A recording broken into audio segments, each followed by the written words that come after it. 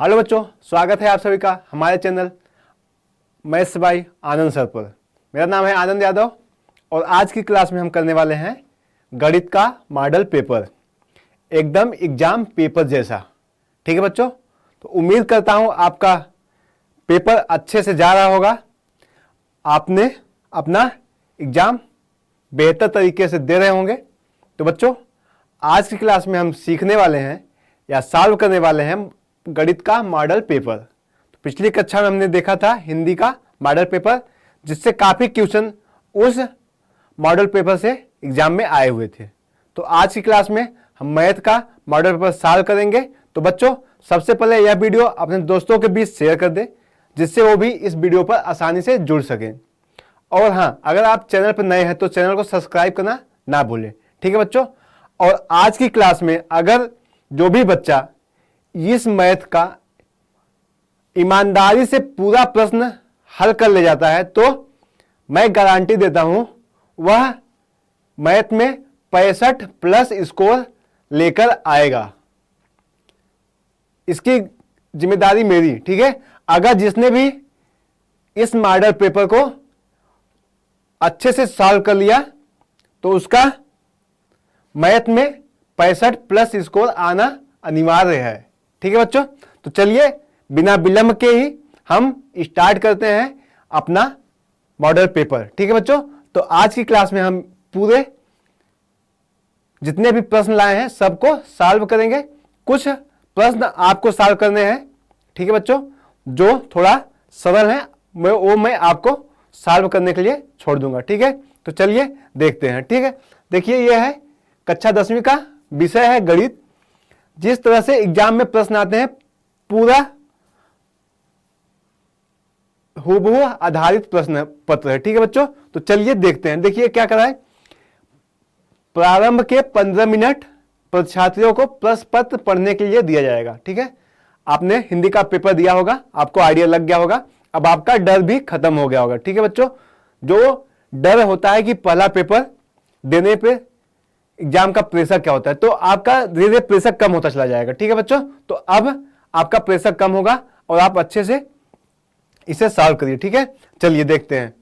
तो ये निर्देश है कुछ जिसे आपको पढ़ना है, पढ़ लीजिएगा। ठीक है, सभी प्रश्न अनिवार्य है। इस प्रश्न पत्र के दो खंड हैं, खंड अ और खंड ब। जो खंड अ है उसमें 20 प्रश्न दिए गए हैं, 20 प्रश्न दिए गए हैं जो एक एक नंबर के हैं, ऑब्जेक्टिव प्रश्न जिसे हम कहेंगे बहुविकल्पी प्रश्न। सभी प्रश्न एक एक नंबर के हैं, तो 20 प्रश्न 20 नंबर के। ठीक है बच्चों, तो ये है खंड अ। और जो खंड ब है उसमें 2 नंबर के हैं, 4 नंबर के हैं और 6 नंबर के प्रश्न हैं। ठीक है, तो इस तरह से हमारा प्रश्न पत्र है। ठीक है बच्चों, चलिए देखते हैं। अब ये आप सामान्य निर्देश है जो आपको पढ़ना है, आपको देखना है। ठीक, अब OMR 20 अंक ये सब आपको देख लीजिएगा। ठीक है, चलिए आगे बढ़ते हैं। अब आते हैं खंड अ पे, बहुविकल्पी प्रश्न। तो बहुविकल्पी प्रश्न क्या है? ठीक है, पहला प्रश्न क्या कर रहा है, प्रश्न नंबर पहला क्या है कि प्रश्न नंबर पहला क्या है, एक परिमेय संख्या का दशमलव प्रसार सदैव होता है। यह बहुत ही सिंपल प्रश्न है, बहुविकल्पी प्रश्न है, बहुत ही सिंपल है कि परिमेय संख्या का दशमलव प्रसार कैसा होता है। तो प्रमेय संख्या का दशमलव प्रसार हमेशा क्या होता है, शांत होता है। ठीक है, क्या होता है, शांत दशमलव प्रसार होता है। प्रमेय संख्या का दशमलव प्रसार कैसा होता है, शांत दशमलव प्रसार होता है। जैसे अगर हम 7/2 ठीक है करें, अब इसमें अगर हम 2 से भाग दें, देखिए जब हम 2 से भाग देते हैं तो 2×3 6, 3 बार गया, शेषफल कितना बचा, 1 बचा। अब कितना दशमलव बढ़ाएंगे, जब दशमलव बढ़ाएं फिर कितना हो गया, 0 हो गया, उतारे तो 10 हो गया। तो 10 में अब 2 से भाग देंगे तो कितना हो जाएगा, 5 बच जाएगा। तो 2 बचे 10, तो कितना हो गया, 5 से बाद जाने के बाद शेषफल क्या हो गया, 0 हो गया। तो अर्थात हम कह सकते हैं 3.5। ठीक है, यह क्या हुआ, 3.5 के आगे अब इसका कोई भी नहीं होगा, तो यह क्या होगा, शांत हो गया। ठीक है, आगे अब इसका कोई भी अंक नहीं है, तो यह एक शांत दशमलव प्रसार है। ठीक है, अगर हम बात करें 1/9, देखिए 1/9 क्या है, शांत दशमलव प्रसार है, नहीं है। जब 1 में आप 3 से भाग देते हैं, क्या कहते हैं, जब 1 में 3 से भाग देंगे तो नहीं जाएगा, दशमलव बढ़ाएं, 0 यहां हो गया, 10 हो गया। अब कितनी बार गया, 3 बार गया, 3 त्रिका 9, ठीक है। फिर एक आया, फिर 3 बार गया, फिर ये 10 हो गया, फिर एक आ गया, 0 हो गया। तो क्या यह इस तरह से चलता चला जाएगा, ठीक है। तो यह एक अशांत है, अशांत दशमलव प्रसार है, यह शांत दशमलव प्रसार नहीं है, ठीक है बच्चों। ठीक है, तो क्या हो गया, परिमेय संख्याओं का दशमलव प्रसार कैसा होता है, शांत दशमलव प्रसार होता है। तो यह कैसा प्रसार है, यह अशांत दशमलव प्रसार है, ठीक है। तो हमें क्या पूछ रहा था, परिमेय संख्या का दशमलव प्रसार कैसा होता है, शांत दशमलव प्रसार होता है, ठीक है। अब हम आगे बढ़ते हैं, दूसरा क्या कर रहा है कि दूसरा हमसे प्रश्न क्या कर रहा है, दूसरा प्रश्न है एक शून्येतर परिमेय संख्या और एक अपरिमेय संख्या का गुणनफल होता है। तो क्या होता है, सदैव अपरिमेय संख्या, सदैव परिमेय संख्या, अपरिमेय तथा या अपरिमेय संख्या 1, ठीक है। कौन सा सही हो जाएगा विकल्प, तो विकल्प कौन सा सही है, विकल्प नंबर ए सही है, ठीक है। तो जब भी किसी संख्या में अगर हम अपरिमेय संख्या से गुणन करते हैं तो हमेशा वह संख्या क्या होती है, अपरिमेय संख्या होती है, ठीक है बच्चों। चलिए अब बात करते हैं प्रश्न नंबर 3।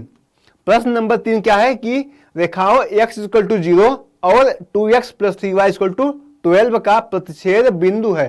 तो प्रतिच्छेद बिंदु आप निकाल सकते हैं, ठीक है, प्रयास करिए इसे निकाल सकते हैं। देखिए कैसे निकालेंगे, देखिए x = 0 पे, ठीक है। अगर हम x = 0 ले रहे हैं, जब x = 0 ले रहे हैं, अब y का ऐसा क्या मान ले कि ये जो समीकरण है, ये समीकरण इसमें जो LHS का पार्ट है उसे क्या करें, अगर x और y का मान रखे इसमें तो RHS आ जाए, ठीक है, यह समीकरण संतुष्ट कर दे, ठीक है। तो वह क्या हो जाएगा, उसका हल हो जाएगा। अगर देखिए जब x = 0 लेंगे तो देखिए x में इसमें क्या है, 4 है और इसमें भी -4, तो a और 1 और 4 होगा नहीं, ठीक है, 1 और 4 खत्म हो गया। अब बचा कौन सा ऑप्शन, 2 और 3 बचा, ठीक है। 2 में क्या है, x = 0, ठीक है, और y = 4। जब x = 0 रखेंगे, जब क्या करेंगे, x = 0 और y = 4 रखेंगे, अगर 12 आ जा रहा है तो यह प्रतिच्छेद बिंदु हो जाएगा, ठीक है। देखिए जब x = इसमें 0 रखेंगे तो 2 × 0 तो 0 हो गया, ठीक है, प्लस 3 × y और 3 × y की जगह 4 रख दीजिए, 3 चौक 12, तो 12 बराबर क्या आ गया, 12 आ गया, ठीक है। तो क्या है यह, इसका आंसर हो जाएगा ऑप्शन नंबर बी। आंसर कौन सा निकल के आया, आंसर निकल के आया ऑप्शन नंबर बी निकल के आया बच्चों, ठीक है। समझ में आ गया, समझ में आ गया कौन सा ऑप्शन सही है, ठीक है। आगे बढ़े, चलिए आगे बढ़ते हैं, ठीक है। अब क्या है, 4 नंबर कर रहा है, प्रश्न नंबर 4 क्या है, वह सबसे बड़ी संख्या जिसमें 70 और 125 को विभाजित करने पर क्रमशः शेषफल क्या आता है, 5 और 8 प्राप्त होता है, ठीक है। दो संख्या दिया हुआ है 70 और 125 और वह किसी संख्या से विभाजित करने पर क्या आ रहा है, शेषफल कितना आ रहा है, 5 और 8 आ रहा है, ठीक है बच्चों। तो इसे करिए, कौन सा वह संख्या होगा, कौन सा ऑप्शन सही होगा। ऑप्शन ए है 13, बी है 65 और सी है 875 और डी है 1750। तो इसे सॉल्व करिए, ठीक है, इसे सॉल्व करिए। चलिए इसे हम बता देते हैं, थोड़ा जल्दी जल्दी थोड़ा तेज करेंगे, ठीक है बच्चों। चलिए देखते हैं, यहां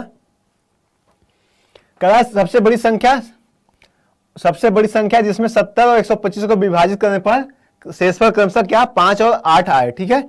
अगर हम 70 में 5 घटा दें, 70 में 5 घटा दें 65 हो गया, ठीक है। इसी तरह 125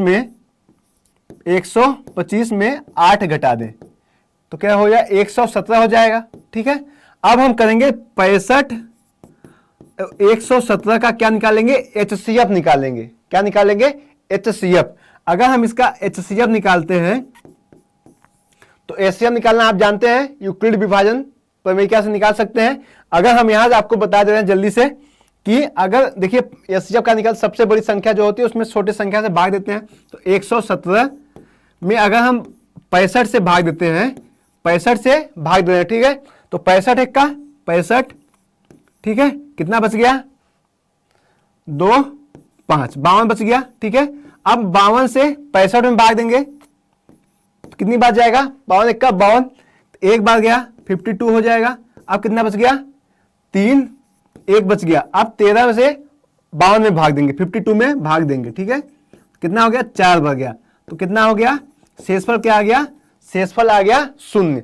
जब अब तो इसका क्या हो जाएगा, एचसीएफ निकल के आया क्या, 65 और 117 का एचसीएफ निकल के आया 13। तो ऑप्शन कौन सा सही है, ऑप्शन नंबर ए सही है, ऑप्शन नंबर 1 सही है, 13 इसका आंसर हो जाएगा। ठीक है बच्चों, 13 इसका आंसर हो जाएगा, सही है।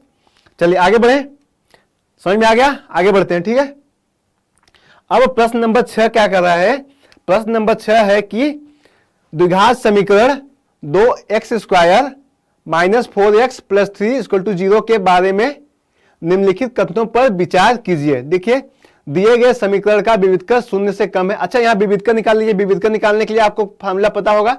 देखिए कैसे निकालते हैं। यह दिया है, समीकरण दिया है 2x² - 4x + 3 = 0। ठीक है, विविधकर कैसे निकालते हैं, फार्मूला देखिए यह है d = b² - 4ac।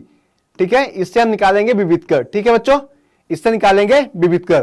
तो आप कर लेंगे इसे निकाल के। आप अब देख लीजिएगा कि इसके मूल वास्तविक हैं कि नहीं है। तो दिए गए समीकरण का विविधकर 0 से कम है, तो यहां से निकालेंगे जो भी आए। ठीक है, समीकरण के कोई मूल वास्तविक नहीं है, समीकरण का विविधकर 0 है, समीकरण के मूल वास्तविक है। तो ऑप्शन नीचे है, ऑप्शन ये दिया रहा है, ए और बी सही है, ए और डी सही है, सी और डी सही है, केवल ए सही है। तो इसे आप सॉल्व करिएगा, आपके लिए प्रैक्टिस है। ठीक है, चलिए आगे बढ़ते हैं। 7 नंबर क्वेश्चन, प्रश्न नंबर 7। प्रश्न नंबर 7 क्या होगा, AOBC एक आयत है। ठीक है, AOBC क्या है, एक आयत है। ठीक है, जिसके 3 शीर्ष ए दिया है, उसके निर्देशांक है 0 3, O दिया है 0 3 और B दिया है 5 0। ठीक है, तो हमसे इसका विकर्ण पूछ रहा है, तो इसका विकर्ण कैसे निकालेंगे, इसे देखिए जल्दी से। तो आइए सॉल्व करते हैं। ठीक है बच्चों, इसे सॉल्व करते हैं। ठीक, चलिए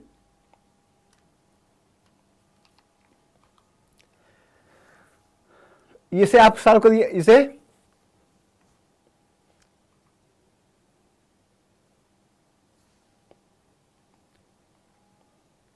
ठीक है, इसे यहीं सॉल्व कर लेते हैं। ठीक है, इसे यहीं सॉल्व कर लेते हैं। ठीक, क्वेश्चन अच्छा ये है ना, ये। ठीक है, चलिए देखते हैं ना क्या कर रहा है। AOBC एक आयत है। ठीक है, AOBC क्या है, एक आयत है।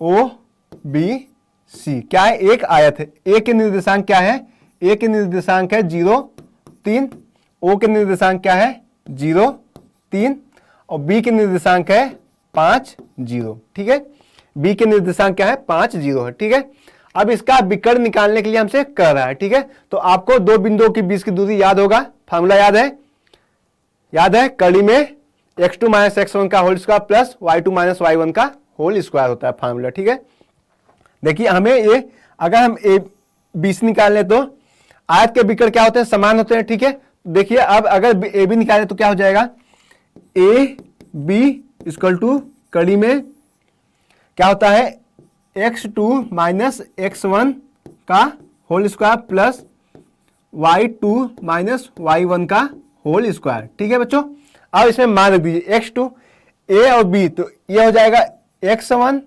y1 x2 y2। ठीक है, x2 y2। ठीक है, समझ में आ गया, x2 y2। ठीक है, अब इसमें मान रखना है। चलिए रखते हैं। अब देखिए कड़ी में x2 क्या है 5 माइनस x1 क्या है 0 स्क्वायर प्लस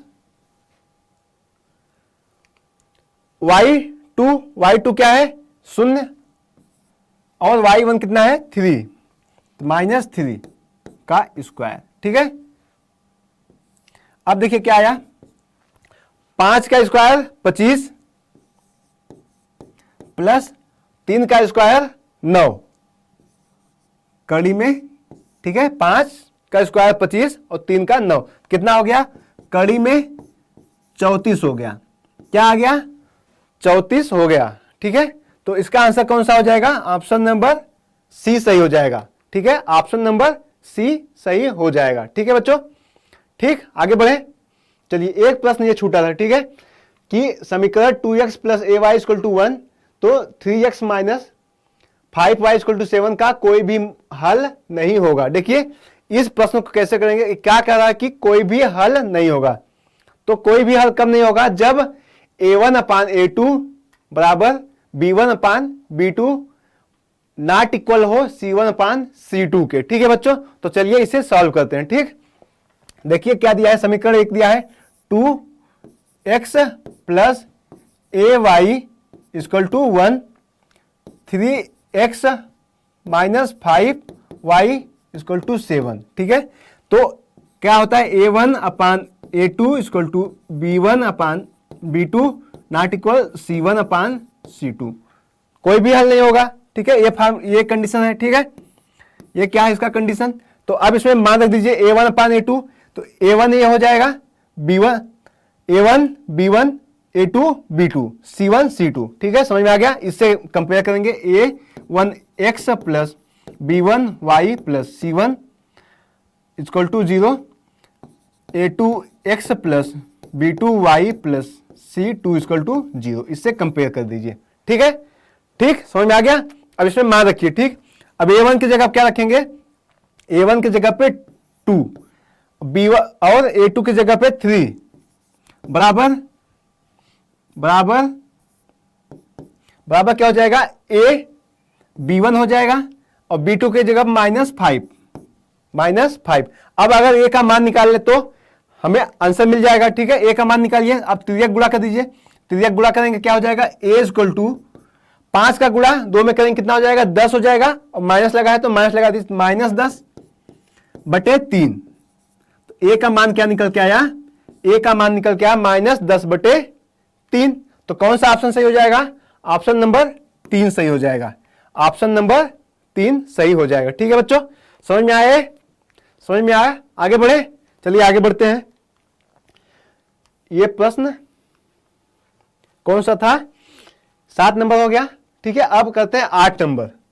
8 नंबर सॉल्व करते हैं। क्या कर रहा है, समीकरण एक्स स्क्वायर प्लस के एक्स माइनस 5 बटे 4 इक्वल टू 0 का एक मूल 1/2 है, तो के का मान ज्ञात कीजिए। देखिए एक मूल दिया है, एक्स इक्वल टू दिया है 1/2 दिया है। ठीक है, एक मूल दिया है 1/2। अब अगर एक्स का मान इस समीकरण में रख दीजिए। ठीक है, एक्स का मान समीकरण नंबर इसमें रखने पर, इसे मान लीजिए 1, तो 1 में रखने पर एक्स स्क्वायर माइनस के प्लस के एक्स माइनस 5/4 है। अब एक्स का मान इसमें रख दीजिए 1/2, तो 1/2 का होल स्क्वायर प्लस के इंटू 1.2 माइनस 5/4 इक्वल टू 0। ठीक है, 4 इक्वल टू 0। अब इसे सॉल्व करेंगे तो क्या मान निकल के आएगा, अगर हम इसको सॉल्व करते हैं, देखिए तो 1/2 इसे देख लेते हैं, यहां किए हैं हम, यहां है ना, यहां सॉल्व करते हैं। ठीक है बच्चों, देखिए क्या दिया, समीकरण दिया हमारे पास एक्स स्क्वायर प्लस के एक्स माइनस 5/4 इक्वल टू 0। इसका एक मूल दिया है, एक्स इक्वल टू दिया है 1/2, एक मूल दिया है 1/2 है, तो हम इसमें अगर एक्स का मान रख देते हैं तो के का मान निकल जाएगा। ठीक है, तो एक्स का मान रख दीजिए, तो एक्स का मान अगर हम रखते हैं 1/2, तो 1/2 का होल स्क्वायर प्लस के इंटू एक्स जगह पर 1/2 माइनस 5/4 इक्वल टू 0 हो जाएगा। ठीक है, अब यहां सॉल्व करिए तो 1/2 का स्क्वायर 1/4 हो जाएगा, 1/4 प्लस k/2 माइनस 5/4 हो जाएगा इक्वल टू 0। ठीक है, समझ में आ रहा है। ठीक, अब यहां से एलसीएम क्या निकल के आया, एलसीएम आ जाएगा 4। ठीक है, एलसीएम आ गया 4। ठीक है, क्या हो गया, 4 का भाग 4 में देंगे तो एक बार गया, 1 का गुणा 1 में 1 हो गया, प्लस 2 का भाग 4 में देंगे 2 बार गया, 2 का गुणा 2 में 2 के माइनस 4 का भाग 4 में देंगे तो एक बार गया, और 5 का गुणा 5 गुणे 1 5, इक्वल टू 0। त्रिज्या गुणा करेंगे क्या आएगा, यहां से त्रिज्या गुणा करेंगे क्या निकल के आया 1 + 2k - 5 इक्वल टू 0। तो k का मान निकल के आया, k का मान निकल के आया 2। k का क्या मान आ गया 2 आ गया, k का मान आ गया 2। कौन सा ऑप्शन सही हो जाएगा, ऑप्शन नंबर ए सही हो जाएगा इसका। ठीक है, ऑप्शन ए सही हो जाएगा। ठीक बच्चों, समझ में आया? ठीक है, आगे बढ़ते हैं। ठीक है, आगे तो ऑप्शन ए इसका सही आंसर हो जाएगा। अब 9 नंबर क्या कर रहा है, 9 नंबर क्वेश्चन क्या कर रहा है कि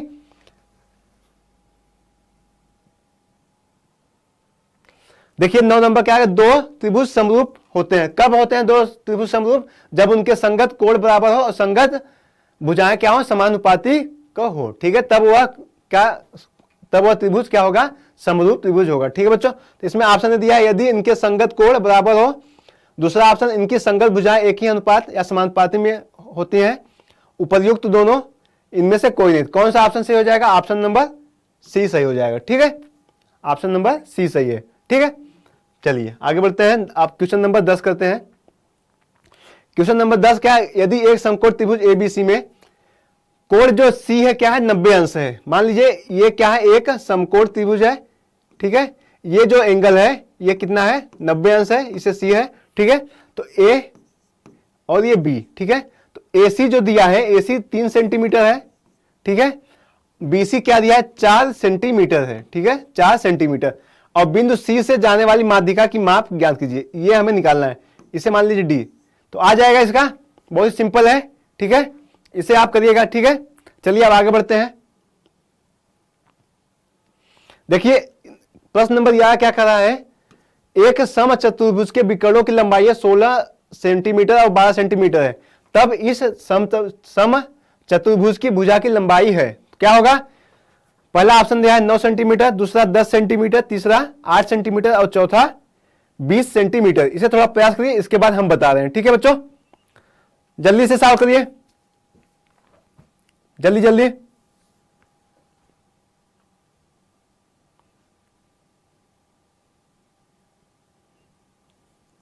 चलिए देखते हैं। ठीक है, इसे सॉल्व कर लीजिएगा। अब इसे देखते हैं क्या कर रहा है, एक सम चतुर्भुज के विकर्णों की लंबाई 16 सेंटीमीटर और 12 सेंटीमीटर है। ठीक है बच्चों, मान लीजिए एक सम चतुर्भुज ये है। ठीक है,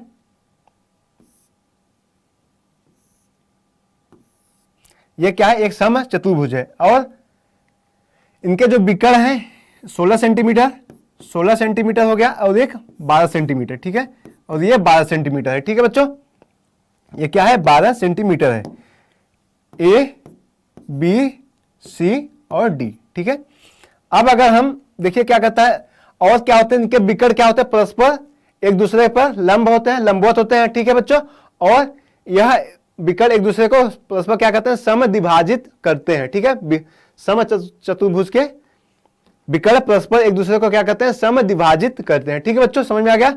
अब देखिए अगर हम ये देखिए, जब ये परस्पर लंबवत हैं तो क्या ये एंगल क्या हो जाएगा 90 अंश हो जाएगा। ठीक है, अब अगर इसे हम मान लेते हैं ओ, ठीक है ओ मान लेते हैं, अगर हमें ए ओ की लंबाई निकालनी है तो कैसे निकालेंगे, ए ओ की लंबाई निकालना क्या है, तो ए सी बटे 2 करेंगे। तो ए सी कितना है, ए सी कितना है पूरा 16 सेंटीमीटर है, तो 16 बटे 2 कितना आ जाएगा 8 सेंटीमीटर आ गया, 8 सेंटीमीटर।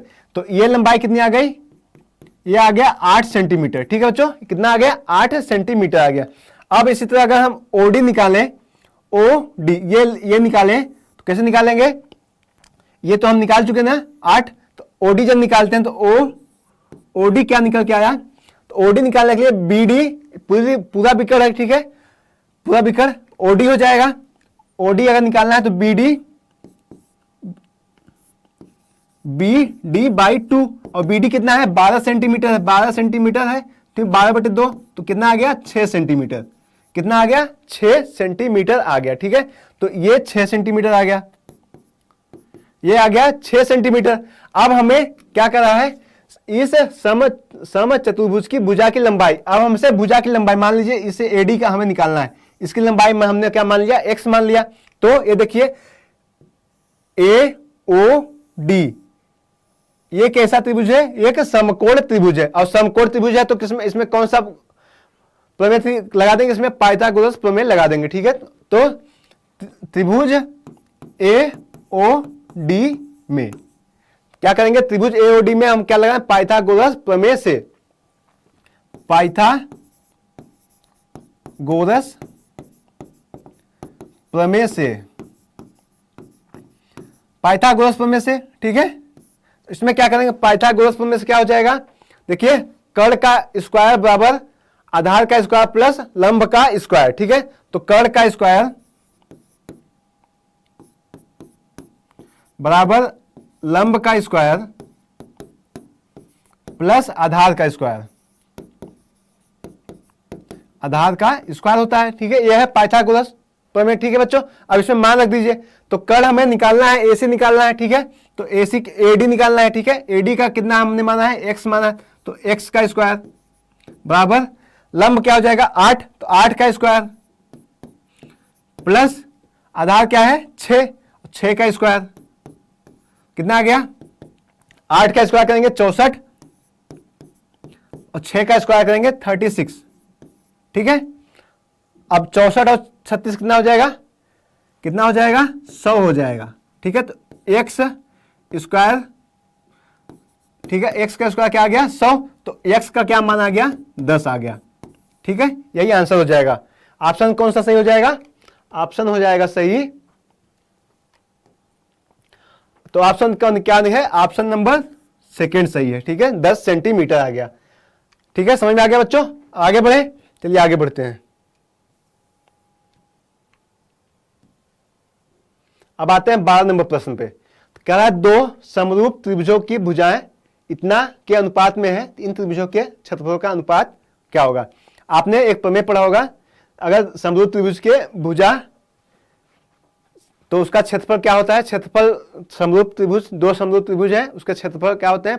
स्क्वायर होते हैं। ठीक है बच्चों, तो क्या होता है? मान लीजिए एक त्रिभुज है ये ए बी सी, दूसरा त्रिभुज है पी क्यू आर। ठीक है, अगर एरिया हम निकालें, area of triangle A B C और बटे area of triangle P Q R, तो क्या होता है? भुजा का वर्ग होता है। भुजा का वर्ग, इनका क्या होता है? भुजा वर्ग होता है। ठीक है, भुजा का वर्ग होता है। अब इसमें मान रखेंगे, सीधा आ जाएगा।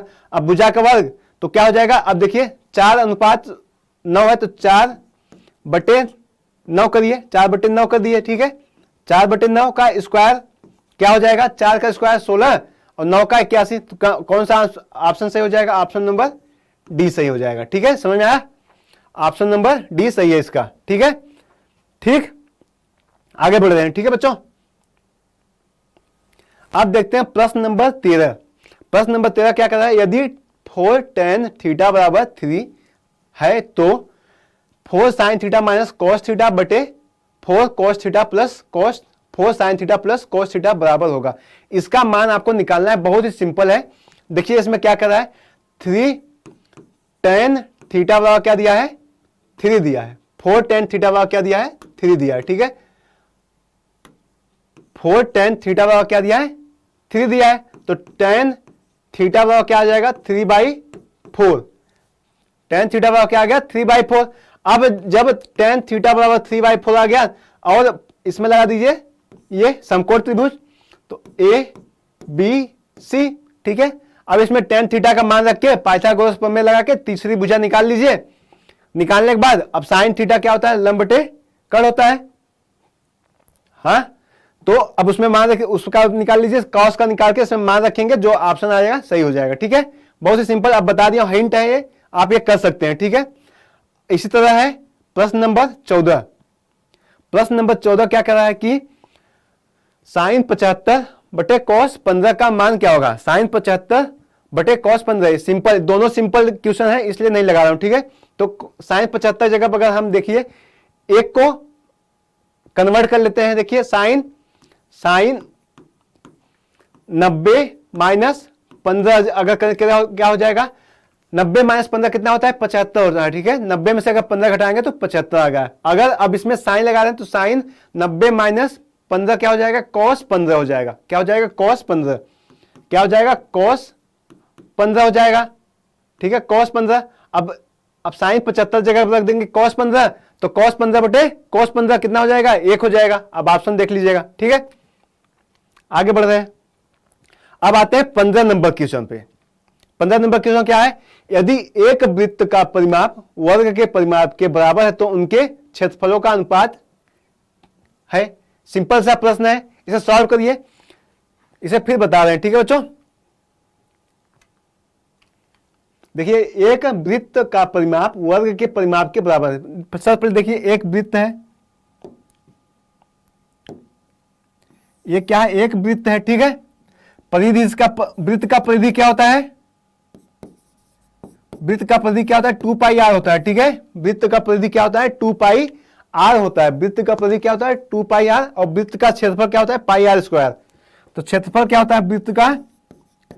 पाई आर स्क्वायर होता है। ठीक है, अब क्या कर रहा है? और एक वर्ग है। ठीक है, दूसरा क्या है?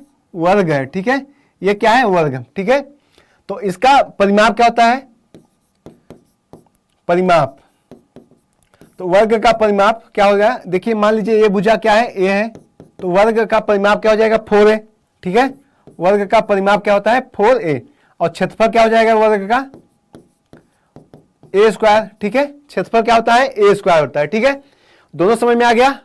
अब प्रश्नानुसार, प्रश्न के अनुसार चलिए क्या कर रहा है? तो उनके क्षेत्रफलों का अनुपात होगा। तो प्रश्नानुसार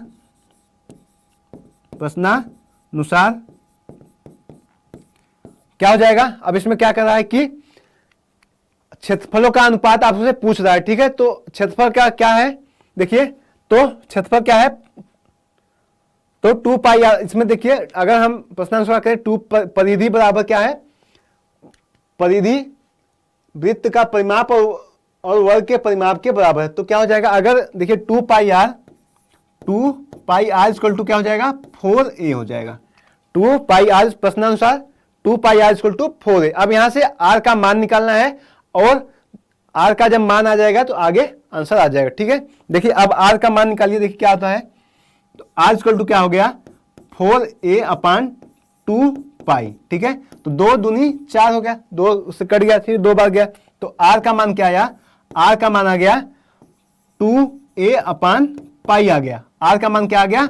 2a अपान पाई आ गया। ठीक है, अब हमसे क्या कर रहा है? क्षेत्रफल का अनुपात पूछ रहा है। ठीक है, हमसे क्या पूछ रहा है? क्षेत्रफल का अनुपात पूछ रहा है दोनों का। तो क्षेत्रफल का अनुपात क्या हो जाएगा? तो क्षेत्रफल का अनुपात क्या हो जाएगा? वृत्त का क्षेत्रफल बटे वर्ग का क्षेत्रफल। वृत्त का क्षेत्रफल बटे वर्ग का क्षेत्रफल। वृत्त का क्षेत्रफल क्या है? पाई आर स्क्वायर। रख दीजिए पाई आर स्क्वायर अपन, और वर्ग का क्षेत्रफल क्या है? ए स्क्वायर। ठीक है, अब आर स्क्वायर का मान यहां रख दीजिए। आर स्क्वायर का यहां मान रखेंगे, आंसर आ जाएगा। तो आर स्क्वायर देखिए पाई गुणे आर स्क्वायर 2a अपान पाई, तो 2a अपान पाई का होल स्क्वायर बटे ए स्क्वायर हो गया। ठीक है, क्या आ जाएगा? अब देखिए पाई गुणे 2 स्क्वायर का करेंगे तो क्या होगा? 4a स्क्वायर हो जाएगा। 4a square upon pi square, 4a square upon pi square हो जाएगा, अपान ए स्क्वायर हो जाएगा। देखिए एक पाई से एक पाई कट गया, ए स्क्वायर से ए स्क्वायर कट गया, कितना आ गया? 4 अपान पाई आ गया। पाई का मान क्या है? 22/7, तो 22/7 तो 4 22/7 गुणे 7 हो जाएगा। तो 2 दूनी 4, 11 दूना 22, तो क्या आ जाएगा? 14/11। ये हो जाएगा आंसर। क्या आंसर आ गया? 14/11 आंसर आ गया। 14/11 कहाँ है? बी है। ठीक है, 14/11 ऑप्शन नंबर बी सही होगा इसका। ठीक है, ऑप्शन नंबर बी सही होगा इसका। ठीक है बच्चों, सीधा सा करते तो यही से हो जाता था। ठीक है, डिटेल आपको बता दिए। ठीक है, 2 नंबर का प्रश्न लायक। चलिए आगे बढ़ते हैं। क्या हो गया? ऑप्शन नंबर बी सही है। ऑप्शन नंबर बी सही है। 2 गोलों के आयतनों का अनुपात 64:27 है, तो उनके पृष्ठीय क्षेत्रफलों का अनुपात ज्ञात कीजिए। ये भी बहुत सिंपल है। ठीक है, बता रहे हैं आपको, यही बता दें, ठीक है, यही बता रहे हैं आपको। 1 मिनट, सॉल्व करिए इसे, सॉल्व करिए इसे।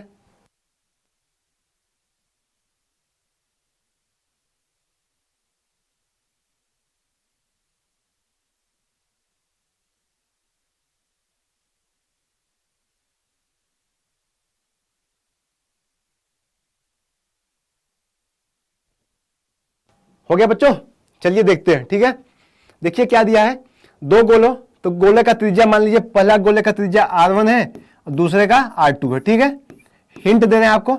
अब गोले का क्षेत्रफल क्या होता है, तो उनके पृष्ठीय क्षेत्रफल का गोले का क्षेत्रफल क्या होता है, 4/3 पाई R क्यूब होता है, 4/3 पाई R क्यूब होता है। गोले का क्षेत्रफल क्या होता है, 4/3 पाई R क्यूब होता है, 4/3 पाई R क्यूब होता है ना, 4/3 पाई R क्यूब होता है। ठीक है, यह है गोले का क्षेत्रफल होता है। ठीक है, ये क्या होता है, क्षेत्रफल, यह होता है क्षेत्रफल। देखते हैं इधर लिखे हैं तो यही सॉल्व करते हैं। ठीक है बच्चों,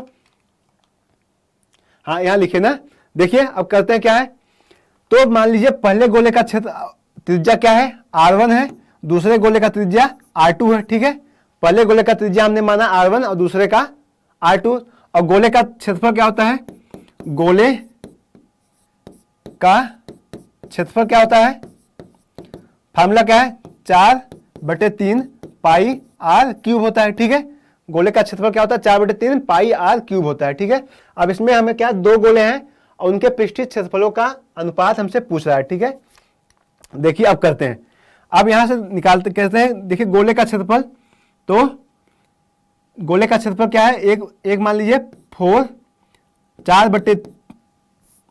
4/3 पाई R1 क्यूब बटे 4/3 पाई R2 क्यूब बराबर क्या दिया है, 64/27। ठीक है, 64/27। ठीक है, 64/27। तो इससे ये कट गया। ठीक है, अब क्या बचा हमारे पास, क्या बचा, हमारे पास बच गया R1/R2 का होल क्यूब मान लीजिए, और ये क्या है, 64/27।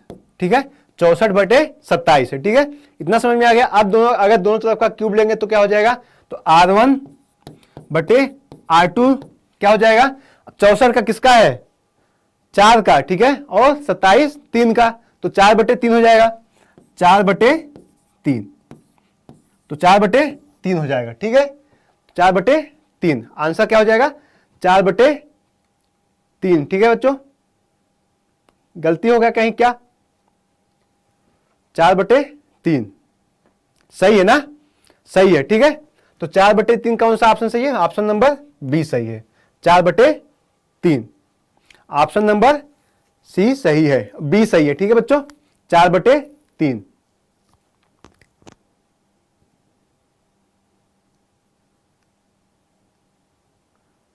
अच्छा, हमसे क्या पूछ रहा है, पृष्ठीय क्षेत्रफल का अनुपात, ये तो हम त्रिज्या निकाले ना, तो हमसे पूछा पृष्ठीय क्षेत्रफल का अनुपात। अच्छा, हम ये आयतन से हम त्रिज्या निकाले हैं। ठीक है, आयतन से त्रिज्या निकाले हैं ना, अब हमसे क्या पूछ रहा है, उन पृष्ठीय क्षेत्रफल का अनुपात। अच्छा, यहां गलत लिख दिए, यहां गोले का आयतन होगा ना, ये क्या है, गोले का आयतन,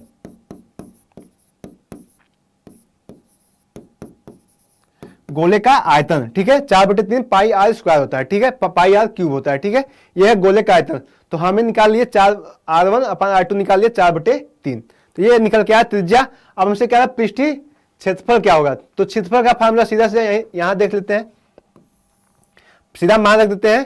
तो गोले का जो क्षेत्रफल होता है 4/3 पाई R, 4/3 गोले का पृष्ठीय क्षेत्रफल, तो 4 पाई R स्क्वायर होता है ना, 4 पाई R स्क्वायर होता है। ठीक है, गोले का जो क्षेत्रफल होता है वो क्या होता है, 4 पाई R स्क्वायर होता है। क्या होता है, 4 पाई R स्क्वायर होता है। ठीक है बच्चों, अब देखिए इसमें मान रख दीजिए, तो 2 गोले हैं, तो 4 पाई R1 स्क्वायर अपन 4 पाई R2 स्क्वायर, तो ये इससे कट जाएगा। तो R1 की जगह क्या है, 4 का वर्ग करेंगे 16, R2 की जगह 3 का वर्ग करेंगे 9।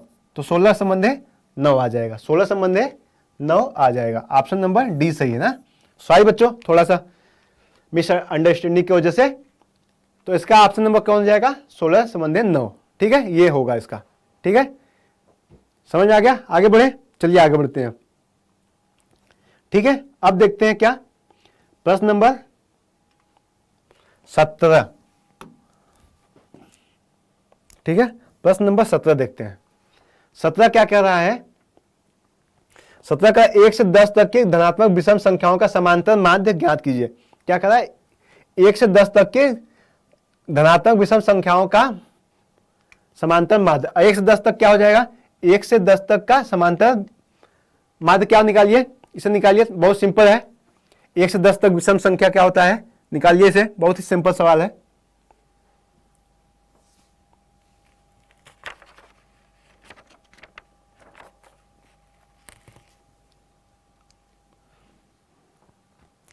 चलिए बताते हैं इसे। देखिए 1 से 10 तक की धनात्मक विषम संख्या, एक विषम संख्या क्या है, एक विषम संख्या क्या है, 1 3 5 7 9, ये क्या है, विषम संख्या है, ठीक है। कितने संख्या, 1 2 3 4 5, तो 5 संख्या हो गया। तो समांतर माध्य निकालने का जो फार्मूला है क्या होता है जानते, वो होता है x बार बराबर, तो समांतर माध्य निकालने का क्या होता है, समांतर माध्य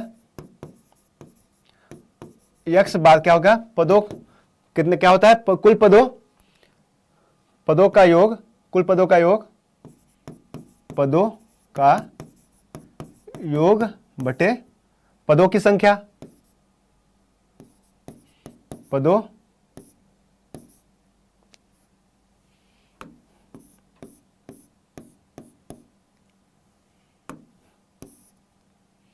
यहां देख लेते हैं, पदों की संख्या,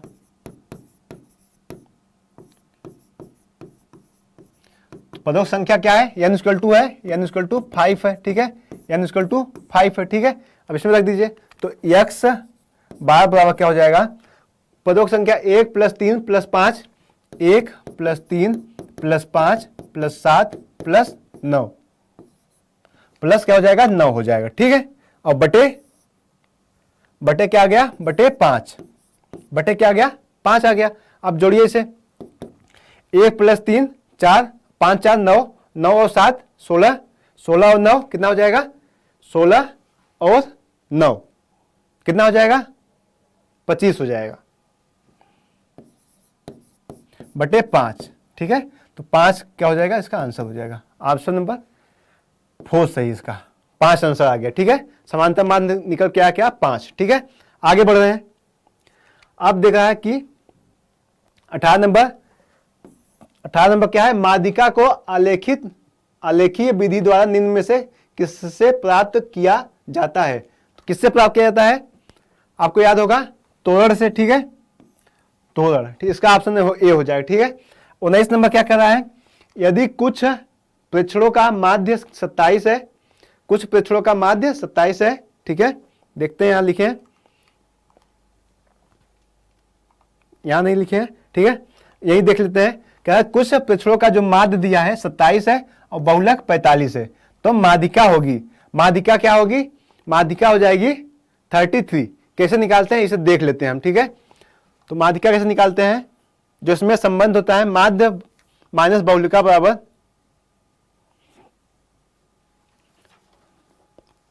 ठीक है। अब इसको निकालते हैं हम, देख लीजिए, जो इसका संबंध होता है क्या हो जाता है, माध्य माइनस बहुल, देखिए फार्मूला यहीं से लिखते हैं, जो माध्य माइनस बहुलक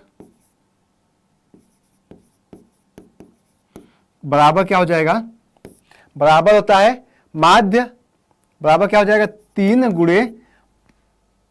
गुणे माध्य माइनस माध्यिका, माध्य माइनस माध्यक, माध्य माइनस माध्यक, माध्य माइनस माध्यक होता है, ठीक है। इसमें फार्मूला रख दीजिए, सीधा सीधा मान आ जाएगा, ठीक है। तो क्या हो जाएगा, देखिए माध्य क्या आता है 27, यहां बीच में सॉल्व कर लेते हैं, 27 माइनस 45, ठीक है, बराबर 3 गुणे माध्य, और माध्य कितना है, माध्य इसका निकल के आएगा माध्य क्या है 27 है ना, तो 27 माइनस हमें माध्यिका निकालना है, तो माध्यिका को मैं x मान ले रहा हूं, ठीक है, हमें x इसका मान निकालना है, ठीक है।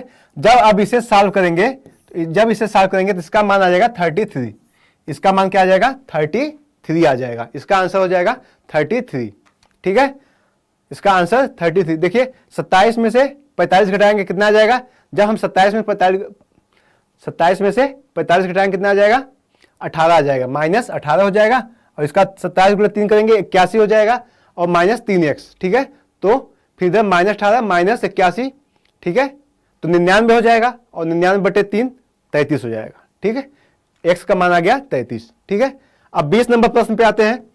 20 नंबर क्या कर रहा है, वर्गीकृत आंकड़ों की से अधिक प्रकार और उससे कम प्रकार की संचयी बारंबारता वक्रों के प्रतिच्छेद बिंदु के भुज से आंकड़ों का प्राप्त होना है। क्या होता है इसका, इसका हो जाएगा ऑप्शन कौन सा सही हो जाएगा, माध्यक, ऑप्शन कौन सा सही हो जाएगा, माध्यक, ऑप्शन बी सही है, ठीक है।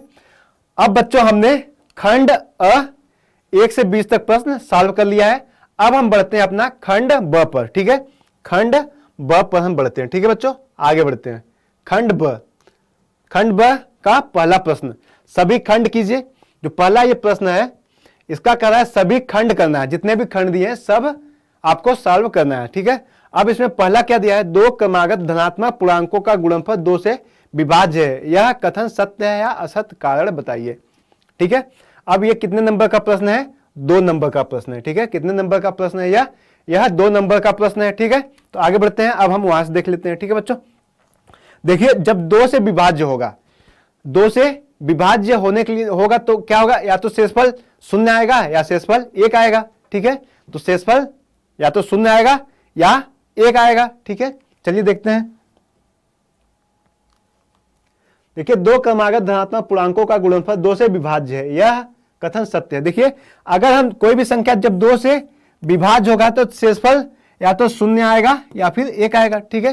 तो संख्या मान लेते हैं 2p और 2p + 1, 2p और 2p + 1। अब देखिए क्या कर रहा है, कथन सत्य है या असत्य। अब अगर इसका हम गुणनफल करें, इसका क्या करें, इसका हम करें गुणनफल, तो 2p × 2, 2p × 2 क्या हो जाएगा, तो इसका जब 2p × 2 क्या निकल के आया, 2p × 2p + 1 गुणा करिए, इसका गुणनफल करिए, तो देखिए अब इसका 2p और गुणे 2p + 1, ठीक है। अब इसका अंदर गुणा कर दीजिए, 2 का 4 p² + 2p आ जाएगा, ठीक है। तो क्या आया, 4p² + 2p आ गया, ठीक है। इतना समझ में आया। देखिए क्या कह रहा है, जब 2 से किसी संख्या अगर वो विभाज्य हो रही है या तो शेषफल 0 आ जाएगा या 1 आएगा, ठीक है। तो हमने संख्या माना 2p और 2p + 1, ठीक है, ये मान लिया। अब देखिए अब इसमें हम करते हैं क्या, 2p इसका गुणनफल करिए। अब इसे 2 से हमें क्या करना है, भाग देना है। क्या करना है, प्रश्न में कह रहा है 2 से भाग करिए। अगर जब हम 2 से भाग करते हैं, देखिए 2 से भाग करेंगे तो क्या आ जाएगा, 2 से भाग करेंगे तो कितना आ जाएगा, 2p² क्या आ जाएगा, 2p² प्लस p आ जाएगा, ठीक है, क्योंकि यहां से अगर 2 कॉमन लेंगे तो हो जाएगा ये, ठीक है, ये आ गया। अब इसको हम क्या लिख सकते हैं, इसको हम लिख सकते हैं कि 2p अब यहां से p कॉमन लीजिए, p अगर हम कॉमन ले लेते हैं, p = आ गया 2p + 1, क्या आ गया, 2p + 1 आ गया, ठीक है, 2p + 1 आ गया, ठीक है बच्चों, 2p + 1 आ गया, ठीक है। जब हम भाग दें क्या आ गया, p 2p + 1, ठीक है। तो यह कैसा है, यह एक 2 से भाज्य संख्या है, तो यह सत्य है, ठीक है, क्या है, सत्य है। यह कैसा है, सत्य कथन है, ठीक है बच्चों, यह सत्य कथन है, ठीक है। समझ में आया, समझ में आ गया, ठीक है, यह क्या है, सत्य कथन है, ठीक है बच्चों। अब आगे बढ़ते हैं हम, क्या दूसरा प्रश्न कर रहा है, दूसरा प्रश्न क्या है, दूसरा प्रश्न है कि दिख रहा है, ठीक है, दूसरा कर रहा है यदि cot θ = 7/8, दूसरा प्रश्न है, 2 नंबर का प्रश्न है कि cot θ क्या दिया, 7/8 दिया है, तो हमसे क्या पूछ रहा है, 1 प्लस साइन थीटा एक क्वेश्चन में, दूसरे क्वेश्चन में 1 माइनस साइन थीटा बटे 1 प्लस कॉस थीटा एक क्वेश्चन में, दूसरे क्वेश्चन में 1 माइनस कॉस थीटा। अब बच्चों यहां क्या फार्मूला लग रहा है, यहां लग रहा है देखिए ए स्क्वायर माइनस बी स्क्वायर का फार्मूला क्या होता है, एक क्वेश्चन में ए प्लस बी, दूसरे में ए माइनस बी होता है, तो ये फार्मूला यहां अप्लाई हो रहा है। तो यहां कर दीजिए, क्या करेंगे देखिए, जब 1 plus sine theta 1 minus sine theta क्या हो जाएगा, 1 माइनस साइन स्क्वायर थीटा, क्या आ जाएगा 1 माइनस साइन स्क्वायर थीटा आ गया। ठीक है, अब देखिए 1 प्लस कॉस थीटा और 1 माइनस कॉस थीटा क्या आएगा, 1 माइनस कॉस स्क्वायर थीटा आ गया, 1 माइनस कॉस स्क्वायर थीटा। अब आपने फार्मूला पढ़ा है क्या, sine square theta plus cos square theta बराबर क्या होता है, 1 होता है। ठीक है, आपने फार्मूला पढ़ा है ना, तो इस पे तो जब sine square theta plus cos square theta बराबर 1, तो 1 माइनस साइन स्क्वायर थीटा बराबर क्या हो जाएगा, कॉस स्क्वायर थीटा हो जाएगा। तो क्या हो जाएगा, कॉस स्क्वायर थीटा, क्या हो जाएगा, कॉस स्क्वायर थीटा।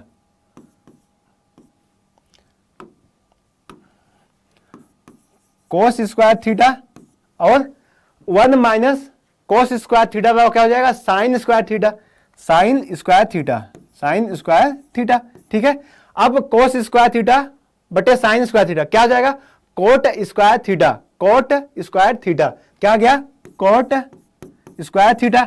और कोट थीटा क्या दिया, 7/8, तो 7/8 का स्क्वायर करेंगे तो आंसर आ जाएगा 7 का स्क्वायर 49, 8 का 81, आंसर आ गया, सीधा सीधा बात। ठीक है, तो समझ में आ गया, आगे बढ़ रहे हैं। ठीक है, अब बात करते हैं ग क्या कह रहा है कि एक शंक्वाकार बर्तन जिसका आंतरिक व्यास 10 सेंटीमीटर, ऊंचाई 24 सेंटीमीटर सेमी है, पानी से भरा है।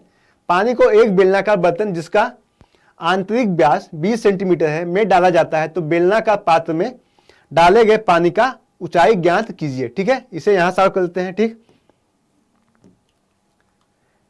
ये देखिए यहां से कर दिए थे हम कॉस, तो 1 plus sine theta 1 minus sine theta बटे 1 plus cos theta 1 minus cos theta. ठीक है, अब इसका क्या हो जाएगा, साइन थीटा, तो आपको फार्मूला ये पता ही है, ए स्क्वायर माइनस बी स्क्वायर बराबर ए प्लस बी एक कोष्टक में ए माइनस बी। ठीक है, फार्मूला है। ठीक है, इसमें कर दीजिए, तो 1 माइनस साइन स्क्वायर थीटा हो गया प्लस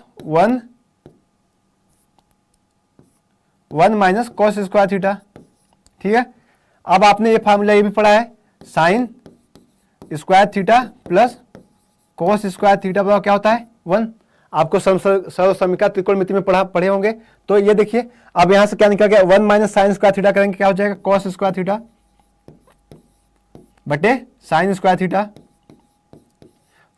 कॉस स्क्वायर थीटा बटे साइन स्क्वायर थीटा क्या होता है, कोट थीटा, तो स्क्वायर है तो स्क्वायर लगा दिए, कोट स्क्वायर थीटा, और 7 बटे, अब कोट थीटा का मान क्या है 7/8, तो 7/8 का स्क्वायर, तो क्या हो जाएगा 7 का 49, 8 का 81, ये हो जाएगा आंसर। ठीक है, 2 नंबर फिक्स। ठीक है बच्चों, आ गया समझ में, आगे बढ़े, चलिए आगे बढ़ते हैं।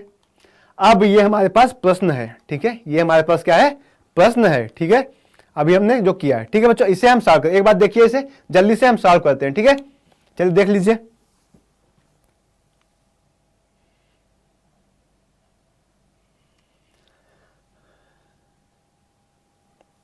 चलिए सॉल्व करते हैं। ठीक है, समझ में आ गया, प्रश्न पढ़ लिए। ये प्रश्न कितने नंबर के हैं, 2 नंबर के हैं। ठीक है, 2 नंबर के प्रश्न है। देखिए क्या गया, शंक्वाकार, तो शंक्वाकार बर्तन जिसकी आंतरिक व्यास 10 सेंटीमीटर, शंकु का व्यास कितना दिया है, शंकु का व्यास कितना दिया है, व्यास 10 सेंटीमीटर है।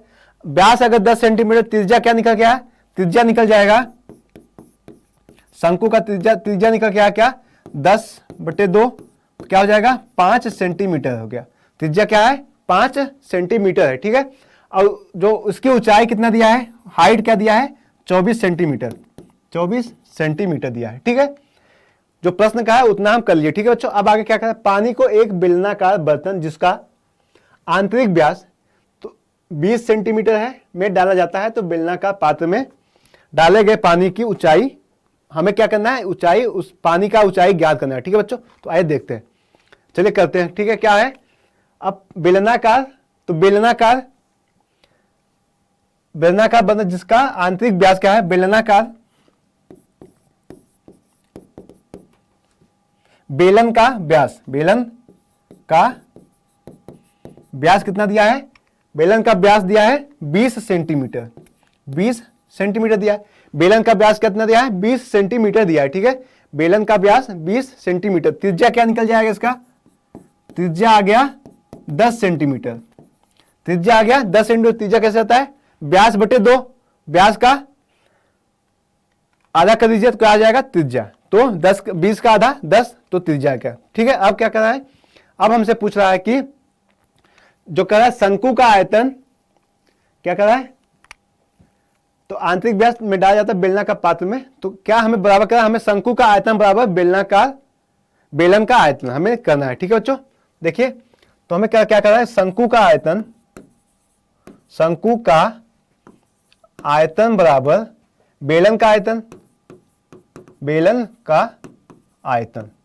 शंकु का आयतन बराबर बेलन का आयतन। ठीक है, अब शंकु का आयतन क्या होता है, शंकु का आयतन क्या होता है, 1/3 पाई आर स्क्वायर एच होता है। ठीक है, शंकु का आयतन क्या होता है, 1/3 पाई आर स्क्वायर एच होता है। शंकु का आयतन क्या होता है, 1/3 पाई आर स्क्वायर एच होता है। ठीक है, यह शंकु का आयतन। और बेलन का आयतन क्या होता है, बेलन का आयतन क्या होता है, पाई आर स्क्वायर एच होता है। बेलन का आयतन pi are square h, pi are square h होता है। ठीक है, पाई आर स्क्वायर एच। अब इसमें कट क्या रहा, R square H, R pi are square H cut गया, तो एक और एच से एच कट रहा है ना,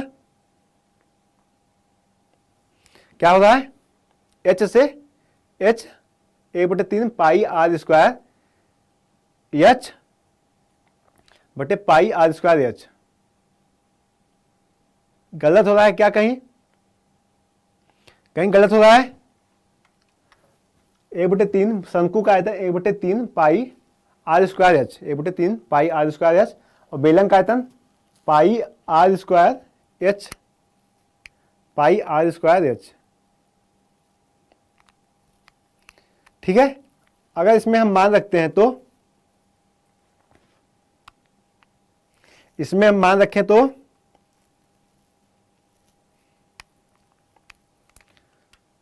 ये हमें ज्ञात करना है, ऊंचाई ज्ञात करना है। ठीक है, ऊंचाई ज्ञात करना है। फार्मूला गलत है क्या,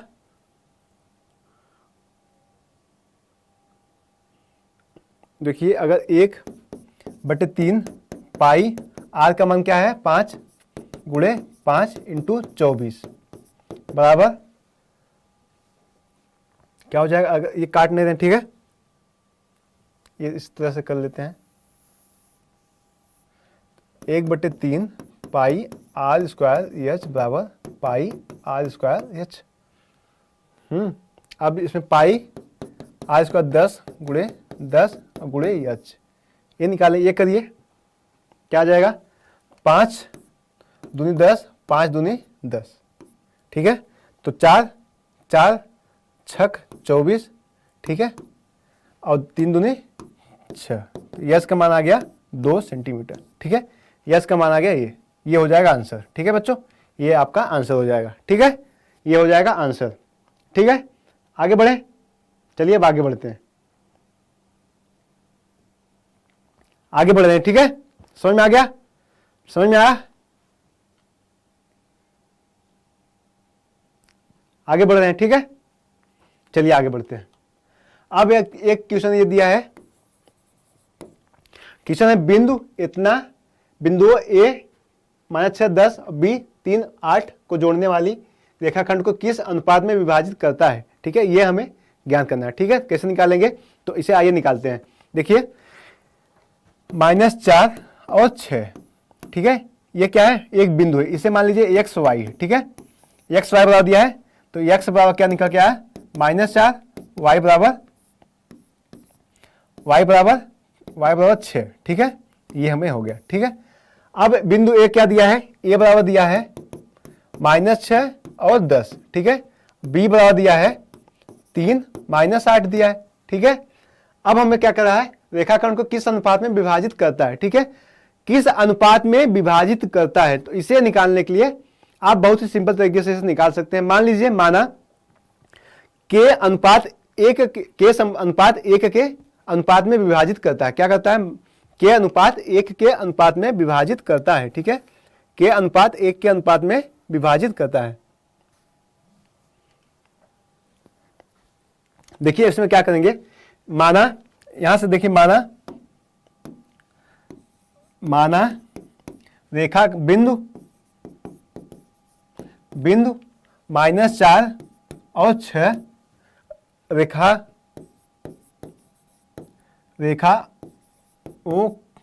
AB को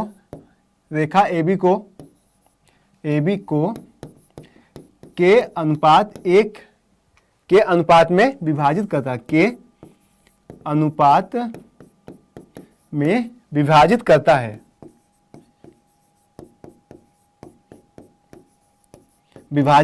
है, ठीक है, विभाजित करता है, ठीक है। इतना समझ में आ गया, के अनुपात 1 के अनुपात में विभाजित करता है, ठीक है। तो अब आपको ये फार्मूला आपको याद होगा, x = mx2 + nx1 अपान m1 m प्लस n हो जाएगा। x का कोऑर्डिनेट आपको ये पता होगा, और y का क्या होता है, y = my2 + ny1 अपान m प्लस n। आपको ये पता है ना, कोऑर्डिनेट निकालना आपको ये पता है। अब इसमें मान रख दीजिए, तो जो m है वो क्या है, k है, और n क्या है, 1 है, ठीक है। m क्या है, k है, n क्या है, 1 है, और x1 x2 y1 y2,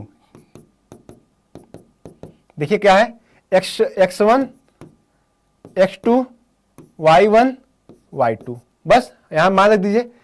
6 3 -6 3 10 -8 10 -8। अब इसमें मान रख के निकाल लीजिए के का मान, ठीक है, निकल जाएगा, छोड़ दें या हम इसे सॉल्व कर देते हैं, ठीक है, इसे सॉल्व कर देते हैं, ठीक है। अब इसमें मान रख दीजिए, तो x का क्या है, यहाँ x का मान है -4, ठीक है। तो -4 बराबर m क्या है, k, x2 क्या है 3, तो 3k प्लस n क्या है, n 1, x1 क्या है -6, तो माइनस प्लस -6 हो जाएगा, ठीक है।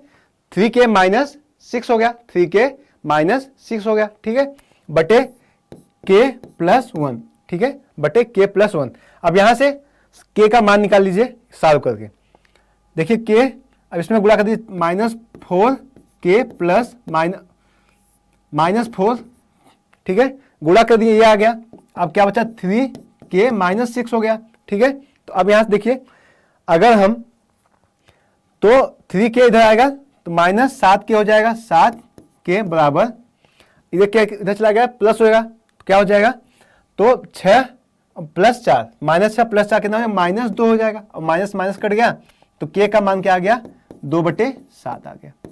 k का मान निकल के आया 2/7, यही इसका अनुपात हो जाएगा, 2:7, आंसर आ गया, ठीक है बच्चों, ठीक है, समझ में आया, यही इसका अनुपात हो जाएगा 2/7, ठीक है, समझ में आया। आगे बढ़े, चलिए आगे बढ़ते हैं। एक क्वेश्चन यह है, k का मान ज्ञात कीजिए यदि बिंदु a b c क्या हो, संरेखी हो। अच्छा, संरेख कब होता है, संरेख कब होता है, जब क्या हो, सभी बिंदु क्या एक ही लाइन पर स्थित हो, तो क्या होंगे, वह संरेख होंगे, ठीक है। तो 3 बिंदु दिया है हमें a b c, मान लीजिए ये 3 बिंदु एक ही रेखा पे, जब ये देखिए संरेख करना, तो एक ही रेखा, a मान लीजिए बिंदु है a, ये है b, ये है c, ठीक है। a का कोऑर्डिनेट कितना है, 2 3, b के 4 के, और c के 6 -3, ठीक है। अब इसका क्षेत्रफल निकाल दीजिए, तो क्षेत्रफल, इसका क्षेत्रफल क्या होगा, क्षेत्रफल होगा 0, त्रिभुज ए बी सी का क्षेत्रफल 0, क्योंकि तीनों एक ही रेखा पे स्थित है, कह रहा है संरेख है, ठीक है। तो त्रिभुज ए बी सी का क्षेत्रफल क्या हो जाएगा, शून्य हो जाएगा। त्रिभुज ए बी सी का क्षेत्रफल क्या हो जाएगा, शून्य। और आपने तीन जब कोऑर्डिनेट दिए हो, तीन बिंदु के कोऑर्डिनेट दिए हो, तो उसके क्षेत्रफल आपने क्या पढ़ा है कि उसका क्षेत्रफल होता है 1/2 कोष्टक में x1 क्या होता है y3 माइनस y2, ये होता है ना formula. 1/2 y3 minus y2, y3 minus y2, 1/2। जब x1 लेते हैं तो y2 माइनस y3 हो जाएगा, ठीक है। y2 minus y3 plus x2 लेंगे तो क्या हो जाएगा, जब हम x2 लेते हैं क्या हो जाएगा, y3 माइनस y1, ठीक है। इस तरह से x1 लेंगे क्या हो जाएगा, x1 लेने पर क्या हो जाएगा, x1 लेने पर क्या हो जाएगा, y1 minus y2, y1 minus y2 बराबर 0, ठीक है। अब इसमें मान रख दीजिएगा बराबर 0 करके, तो k का मान निकल जाएगा, ठीक है। k का मान आप यहां से निकाल लीजिएगा, ठीक है, हल करके, क्योंकि वीडियो ज्यादा लंबा हो रहा है, ठीक है। इसलिए आप इसे अब इसमें जहां जहां जहां x1 है, ये x1 x2 x3 y1 y2 y3, अब इसमें मान रखिएगा, आंसर आ जाएगा, ठीक है। कर लेंगे ना, छोड़ दे रहा हूं, ठीक है, आगे बढ़ रहा हूं, ठीक है बच्चों, आगे बढ़ रहा हूं। अब देखिए क्या करें, ग्राफ द्वारा जांच कीजिए कि रैखिक समीकरण युग्म 2x प्लस वाई माइनस 6 बराबर 0। देखिए दो समीकरण दिया है, 2x प्लस वाई माइनस 6 बराबर 0, दूसरा दिया है 4x माइनस 2y माइनस 4 बराबर 0। इसे ग्राफ के द्वारा हमें क्या करना है, x y का मान निकालना है, ठीक है। ग्राफ के द्वारा, इसमें कह रहा है ग्राफी विधि द्वारा हल कीजिए, ठीक है। देखिए अगर हम समीकरण नंबर पहला लेते हैं, इसे मान लीजिए पहला दूसरा, ठीक है। समीकरण नंबर पहला और दूसरा क्या हो जाएगा, तो समीकरण जब हम लेते हैं 2x प्लस वाई बराबर क्या हो जाएगा 6, ठीक है।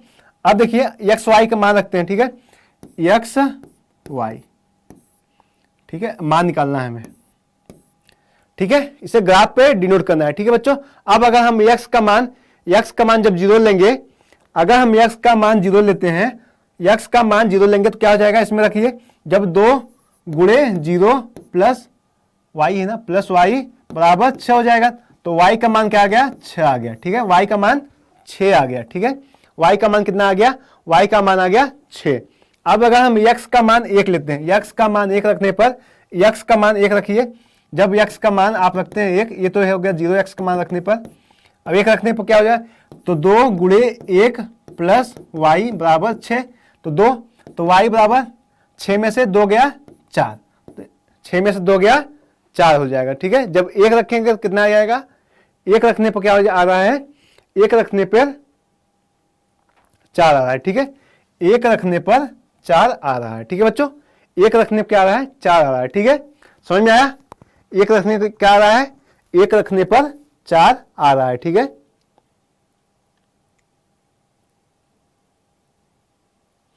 ठीक, चलिए 2 मान निकालिए, ठीक है। अब हम इतना करिए, अब इसका निकालते हैं समीकरण नंबर 2, बस 2 ही मान निकालते हैं, ठीक है। समीकरण नंबर 2 क्या है, 4x minus 2y, 4x minus 2y बराबर 4 है, बराबर 4 है, ठीक है। अब इसमें भी x और y का मान निकालना है, 2 ही मान निकालेंगे, ठीक है।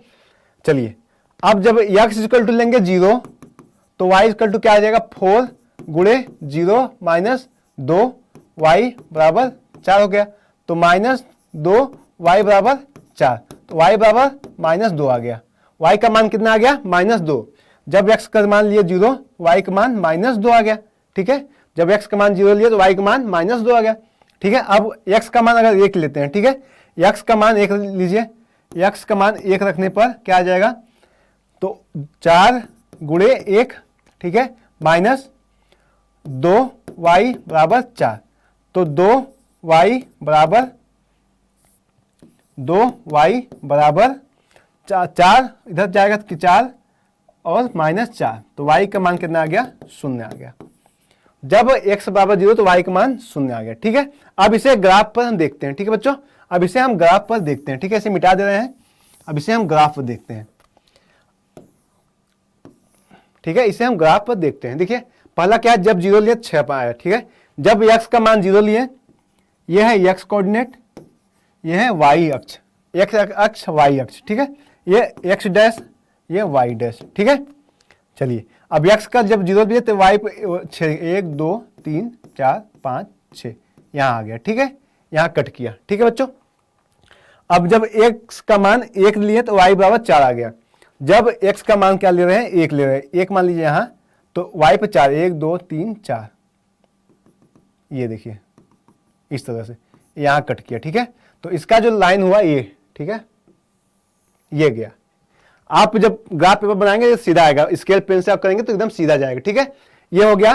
कौन सा था, ये इसका था 2x + y - 6, तो ये किसका है, 2x + y - 6 + y 6। ठीक है, ये इसका रेखा है। ठीक है, अब दूसरा क्या है, जब x पे 0 y 2, तो x पे हम जब 0 लिए तो y पे -2, -2 मतलब नीचे, तो 1 2, तो ये हो गया -2, क्या हो गया 0 -2। ठीक है, ये क्या था, 0 6 था, ये क्या था, ये क्या था, 1 4 था, 1 4 इसके कोऑर्डिनेट थे। ठीक है, अब देखिए दूसरा क्या, जब x 1 लिए तो y 0, तो x जब 1 लिए तो y 0। ठीक है, इस तरह से जाएगा। ठीक है, तो इसका ये हो जाएगा। ठीक है, x 0 y 1, तो क्या हो जाएगा, इस तरह से, इस तरह से जाएगा, एकदम सीधा जाएगा। ठीक है, तो जो ये रेखा यहाँ कट करेगी तो यहाँ लगभग ये 2 पर आता है। ठीक है, ये इसका जो कोऑर्डिनेट है 2 2 आ जाएगा। ठीक है, ये 2 पे 2 2 आ जाएगा, यही इसका आंसर हो जाएगा। x बराबर 2 y बराबर 2 आ जाएगा, ये उसका आंसर हो जाएगा ग्राफ विधि से। ये हमें निकालना है। ठीक है, अब अगर देखना चाहते हो तो देख लीजिए ये संतुष्ट हो रहा है कि नहीं। ये हम लोग, ये किसका इक्वेशन है, तो 4x - 2y बराबर 4 इसका है। ठीक है बच्चों, समझ में आया। अब देखिए मान रखिए, अगर देखिए हम रखते हैं संतुष्ट कर रहा है क्या, तो 4 गुणे 2, 4 गुणे 2 कितना हो जाएगा 8, -2 गुणे 2, 2 गुणे 2 कितना हो गया 8 और -4, तो क्या हो गया 4 आ गया, 4 बराबर 4 संतुष्ट कर रहा है। ठीक है, तो इसका आंसर हो जाएगा 2 2। ठीक है बच्चों, समझ में आ गया, बहुत ही सिंपल था। ठीक है, इस तरह से इसे सॉल्व करना है। ठीक है बच्चों, आगे बढ़े, चलिए अब आगे बढ़ते हैं। ठीक है, 2 खंभे जिनकी ऊंचाइयां 6 मीटर 11 मीटर ये समतल भूमि पर खड़े हैं। यदि इनके पाद बिंदुओं के बीच की दूरी 12 मीटर है तो इनके ऊपरी सिरों के बीच की दूरी ज्ञात कीजिए। बहुत ही सिंपल क्वेश्चन है जो आपको करने हैं। ठीक है, इसे एक बार प्रयास करिए फिर देखते हैं। ठीक है, इसे प्रयास करिए जल्दी से।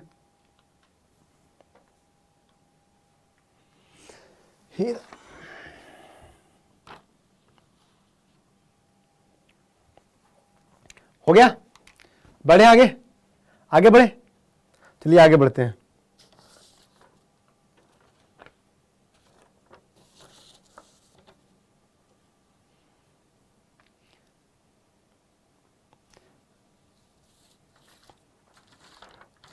जल्दी से करिए,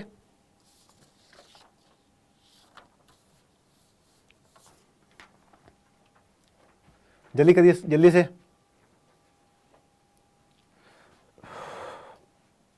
जल्दी से करिए।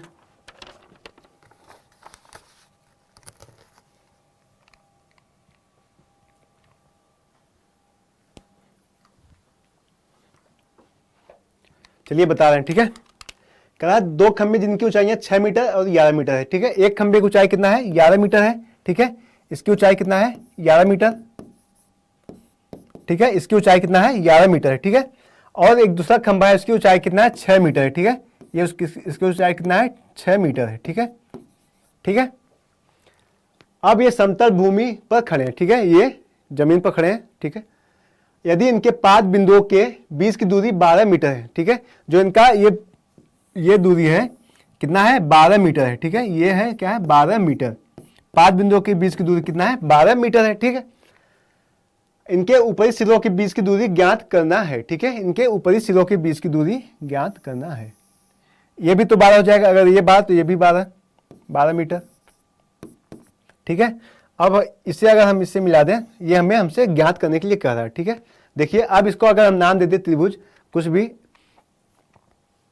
इसको अगर हम नाम दे ए बी सी डी और ई।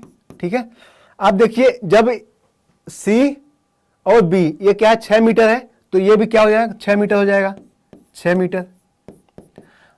अगर हम इसकी दूरी निकाल लें, इसकी दूरी निकाल लो, क्या हो जाएगा, ये x है तो इसकी दूरी क्या हो जाएगा, 11 में से 6 घटाएंगे, तो 11 में से 6 घटाएंगे तो ये दूरी निकल जाएगा, कितना हो जाएगा, 11 में 6 गए 5, तो ये दूरी आ गया 5।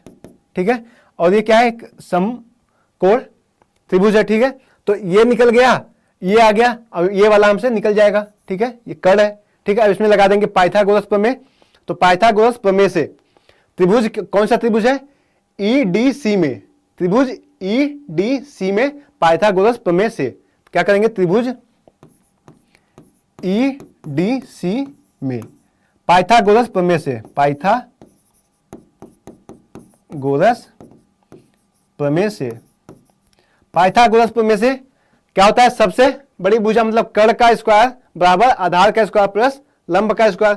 तो एक्स स्क्वायर बराबर क्या हो जाएगा, 5 का स्क्वायर प्लस 12 का स्क्वायर। तो 5 का स्क्वायर कितना होता है 25 और 12 का 144, तो 25 प्लस 144, 25 और प्लस 144 कितना हुआ 169, कितना हो गया 169, और 169 कितने का वर्ग होता है 13 का, तो X square equal to X equal to 13। Answer क्या आ गया 13 मीटर। ठीक है, 13 मीटर जरूर करिएगा, 13 मीटर, तभी ये पूरा सही होगा। ठीक है, नहीं तो यहाँ इसका इकाई लगाना जरूरी है। ठीक है, नहीं तो नंबर कट जाएगा। ठीक है बच्चों, एक नंबर तो कट ही जाएगा। ठीक है, समझ में आ गया, आगे बढ़े। ठीक है, आगे बढ़ते हैं, समझ में आ रहा है, सिंपल सा था। अब ये है कि किसी स्कूल की कक्षा एक्स की 51 लड़कियों की ऊंचाइयों का सर्वेक्षण किया गया और निम्नलिखित आंकड़े प्राप्त किए गए। तो हमें क्या दिया है, ऊंचाइयां इस तरह से, लड़कियों की संख्या इस तरह से है। ठीक है, हमें क्या निकालना है, ऊंचाई, माध्यक ऊंचाई ज्ञात करना है। बहुत सिंपल है, इसे भी करिए, जल्दी से करिए, जल्दी से।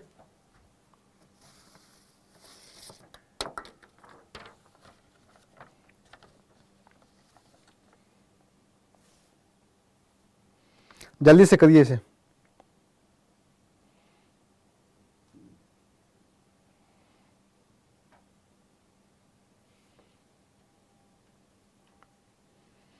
जल्दी जल्दी जल्दी।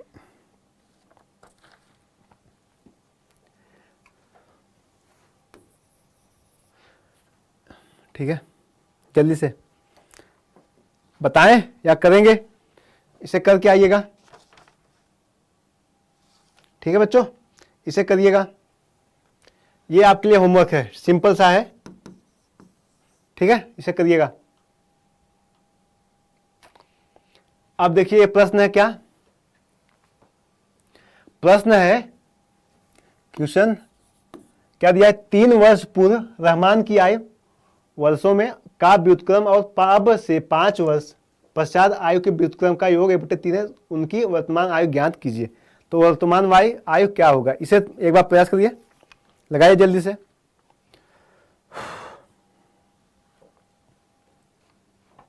जल्दी से करिए, इसे बता रहे हैं फिर आपको।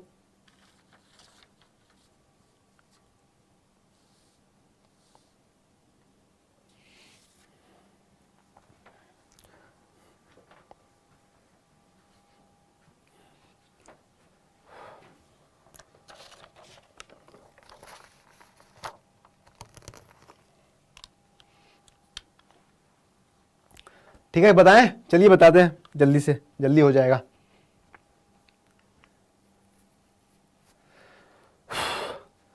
क्या करा, 3 वर्ष पूर्व रहमान की आयु वर्षों में का व्युत्क्रम और अब से 5 वर्ष पश्चात आयु के व्युत्क्रम का योग 1/3 है, उसकी वर्तमान आयु ज्ञात कीजिए। ठीक है, चलिए लगाते हैं। मान लीजिए माना कि रहमान की आयु कितना है, x है। क्या मानेंगे, माना कि रहमान की आयु कितना है, x है। ठीक है, माना रहमान की आयु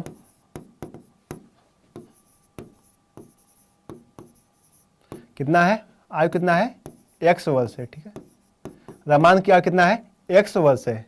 तो क्या करा है, 3 वर्ष पूर्व, क्या करा है, 3 वर्ष पूर्व रहमान की आयु का व्युत्क्रम।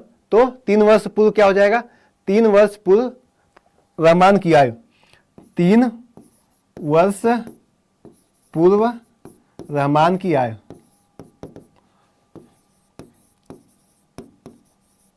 क्या हो जाएगा, x माइनस 3 वर्ष हो जाएगा। ठीक है, कितना हो जाएगा, x माइनस 3 वर्ष हो जाएगा। अब क्या कर रहा है कि 5 वर्ष पश्चात आयु के व्युत्क्रम, तो 5 वर्ष पूर्व रहमान की आयु क्या हो जाएगा, 5 वर्ष पश्चात। तो 5 वर्ष पश्चात, 5 वर्ष पश्चात क्या हो जाएगा, x प्लस 5 वर्ष। ठीक है, 5 वर्ष पश्चात क्या हो जाएगा, x प्लस 5 वर्ष हो जाएगा। ठीक है, इतना समझ में आया। अब आइए प्रश्नानुसार, प्रश्नानुसार क्या कर रहा है कि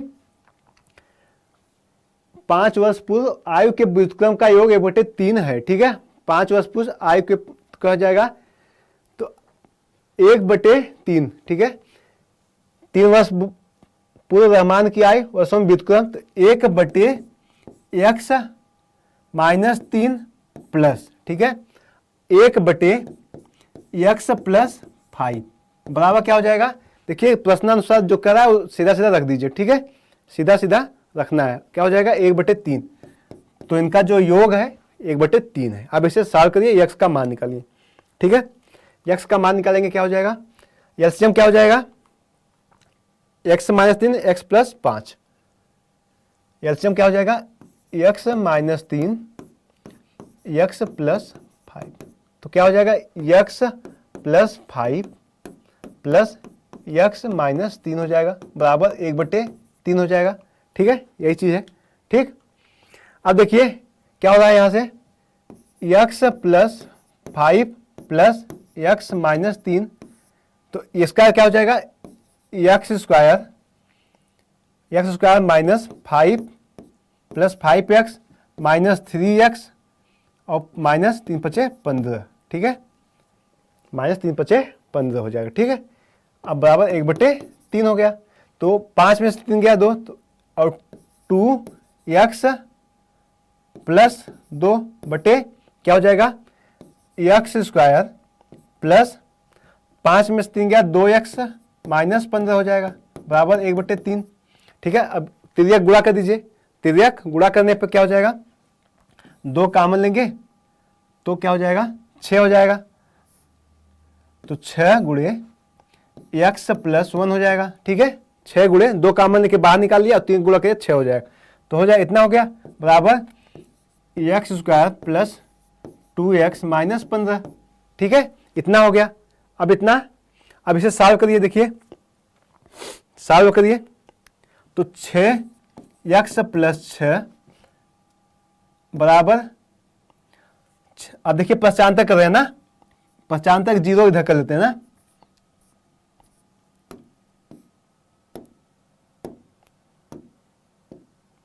अब देखिए ये हो गया minus x square minus 2x plus 15 बराबर 0 हो गया। ठीक है, अब जो कट रहा है देखिए काट लीजिए, तो क्या हो जाएगा, माइनस x स्क्वायर, अब 6x माइनस 2x कितना हो गया, 4x हो गया प्लस 4x। ठीक है, प्लस 6 प्लस 15, 15 6 21। ठीक है, 15 6 21 हो जाएगा। ठीक है, 15 6 21 बराबर 0। ठीक है, अब इसको अगर इस तरह से लिख लीजिए, x square minus 4x minus बराबर 0। अब ये एक द्विघात समीकरण बन गया। इसका फैक्टर करिए, देखिए आता है 21 का गुणा 21, ये तो कटेगा ही नहीं, तो 7 × 21 और 7 में से 3 गया 4। ठीक है, क्या होगा, देखिए x square minus 7x plus 3x minus 21 minus x बराबर 0, ठीक है। देखिए अब इसमें क्या कॉमन होगा, x कॉमन लेंगे तो x माइनस 7 और प्लस 3 कॉमन लेंगे तो x माइनस 7 बराबर 0। तो x माइनस 7 x प्लस 3 बराबर 0 हो जाएगा। तो x का मान क्या आ गया, 7 माइनस 3, तो माइनस लेंगे नहीं, एक काल्पनिक, x का मान क्या आ गया, 7 आ गया। तो x का मान क्या आ गया, 7। तो अब इसमें मान रख देंगे। अब आंसर जो करा ये हो गया 7 वर्ष, ये क्या हो गया, 7 में 3 गया 4 और 7 5 12। तो हमसे क्या पूछे, उसकी वर्तमान आयु। तो वर्तमान आयु क्या हो जाएगी, वर्तमान आयु निकल के आया 12, ठीक है बच्चों, ये हो जाएगा आंसर। समझ में आ गया, ठीक है। आगे बढ़े, चलिए अब आगे बढ़ते हैं। अब है ये, ठीक है, बहुत सिंपल है। अब इसे सॉल्व करते हैं। क्या कि भूमि के एक बिंदु P से एक 10 मीटर ऊंचे भवन के शिखर का उन्नयन कोण 30 अंश है, ठीक है। भवन के शिखर पर एक ध्वज को लहराया गया है और P से ध्वज के शिखर का उन्नयन कोण 45 अंश है। ध्वज खंड की लंबाई और बिंदु P से भवन की दूरी ज्ञात कीजिए। सिंपल सा क्वेश्चन है, आपने हाइट एंड डिस्टेंस पढ़ा होगा, त्रिकोणमिति के कुछ अनुप्रयोग, तो उसमें आपको यह प्रश्न मिला होगा, ठीक है बच्चों। इसे सॉल्व करिएगा, इसे सॉल्व करिएगा, ठीक है। ठीक, इसे सॉल्व कर लीजिएगा। सिंपल सा 6 नंबर का है, उसे बताना चाहिए था, बता देते हैं। ये क्या कर रहा है कि एक भूमि से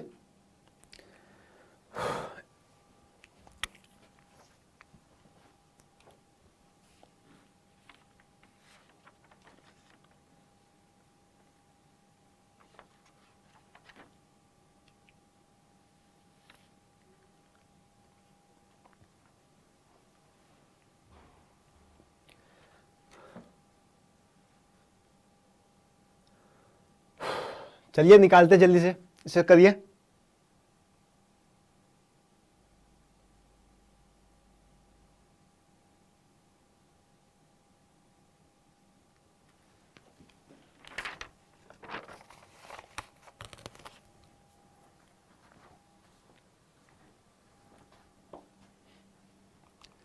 कितने प्रश्न बच्चे हैं, एक ये बचा है और एक ये, 2 क्वेश्चन बचे हैं, दोनों बताने लायक है। चलिए इसे देखते हैं। कह रहा है भूमि के एक बिंदु P से 10 मीटर ऊंचे भवन के शिखर का उन्नयन कोण 30 अंश है, ठीक है। मान लीजिए ये बिंदु क्या है, ये बिंदु है P, ठीक है, ठीक है। और इसके भवन से क्या कर रहा है कि 30 अंश का उन्नयन कोण बन रहा है, ठीक है। 30 अंश का उन्नयन कोण बन रहा है, ठीक है। इसमें कह रहा है 30 अंश का उन्नयन कोण बन रहा है, ठीक है। मान लीजिए बिंदु P है, तो ये जो एंगल बन रहा है 30 अंश का बन रहा है, ठीक है। एंगल बन रहा है 30 अंश का, ठीक है। भवन के शिखर, ये भवन है, भवन के शिखर पर ध्वज को लहराया गया है और P से ध्वज के शिखर का उन्नयन कोण 45 अंश है, ठीक है।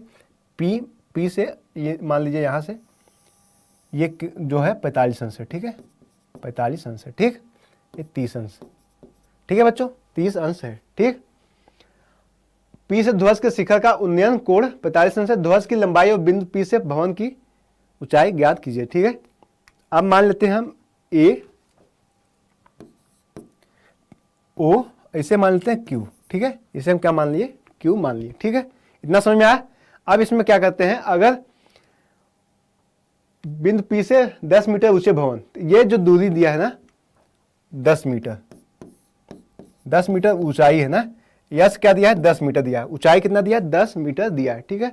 ऊंचाई 10 मीटर ऊंचे भवन से, ठीक है। तो त्रिभुज, अब अगर हम त्रिभुज बात करें AOP, अगर त्रिभुज AOP की बात करें, त्रिभुज AOP में, त्रिभुज AOP में क्या निकालते हैं, अगर हम ये दूरी मान लीजिए क्या है, D है, ठीक है।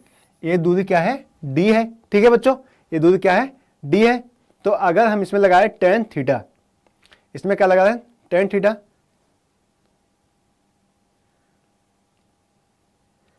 ए ओ, जो ये शिखर का ये जो है इसका लंबाई है, ये पूरी नहीं है ना, ये है 10 मीटर, ये ठीक है, ये 10 मीटर है। तो अब देखिए, तो ए ओ बराबर 10 मीटर, ठीक है।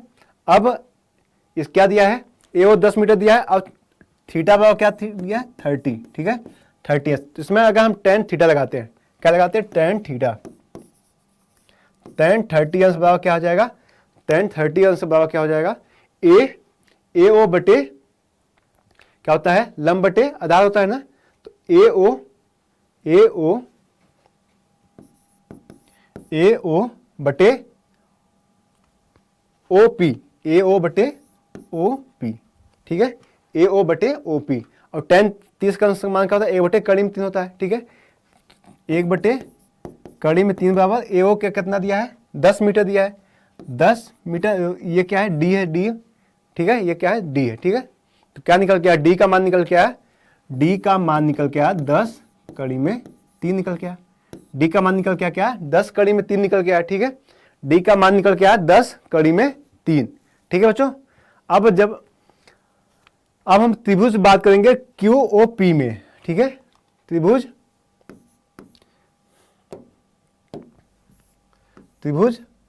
क्यू ओ पी में, क्यू ओ पी में करेंगे तो क्या हो जाएगा, क्यू ओ पी में tan 45 अंश का मान, tan 45 अंश बराबर क्या हो जाएगा, tan 45 अंश बराबर क्या हो जाएगा,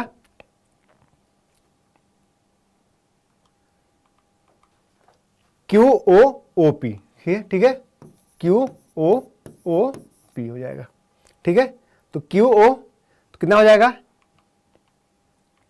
ये 10 है, इसमें अगर x जोड़ दो तो क्या 10 प्लस h, इसको हम कर लेते हैं 10 प्लस h, ठीक है, कितना कर लेंगे 10 प्लस h। तो tan 45 का मान 1, इसको 10 प्लस h बटे ओपी क्या है, डी बराबर 10 कड़ी में 3 है, ठीक है, 10 कड़ी में 3 है, ठीक है, 10 कड़ी में 3 है, ठीक है बच्चों। तो क्या निकल के आया, तो यहां देखिए 10 प्लस h बराबर 10 कड़ी में 3 हो गया, ठीक है। तो h का मान क्या आ गया, 10 कड़ी में 3 माइनस 10, तो h का मान क्या आ गया 10 कोष्टक में 3 माइनस 1 आ गया, ठीक है, 10 का मान, h का मान क्या 10 कड़ी में 3 माइनस 1 आ गया, ठीक है। तो अब जब हम 3 माइनस 1, तो अगर हम कड़ी में 3 देखिए, हम कड़ी में 3 का मान दिया 1.732, अब इसमें मान रख दीजिए 10 1.732 माइनस 1 कितना आ जाएगा, कितना इसका जब इसमें घटाएंगे कितना आ जाएगा, 10 का गुणा इसमें करेंगे कितना आ जाएगा, तो क्या हो जाएगा 7.32, ये हो जाएगा आंसर इसका, ठीक है बच्चों, इतना मीटर हो जाएगा आंसर, यस का मान आ गया, ठीक है, यस का मान कितना आ गया 7.2 मीटर, 7.32 मीटर आ गया, ठीक है, समझ में आ गया, आगे बढ़े।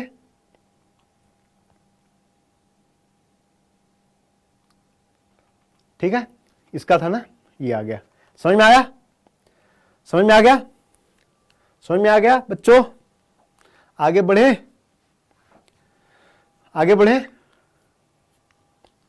चलिए आगे बढ़ते हैं, ठीक है।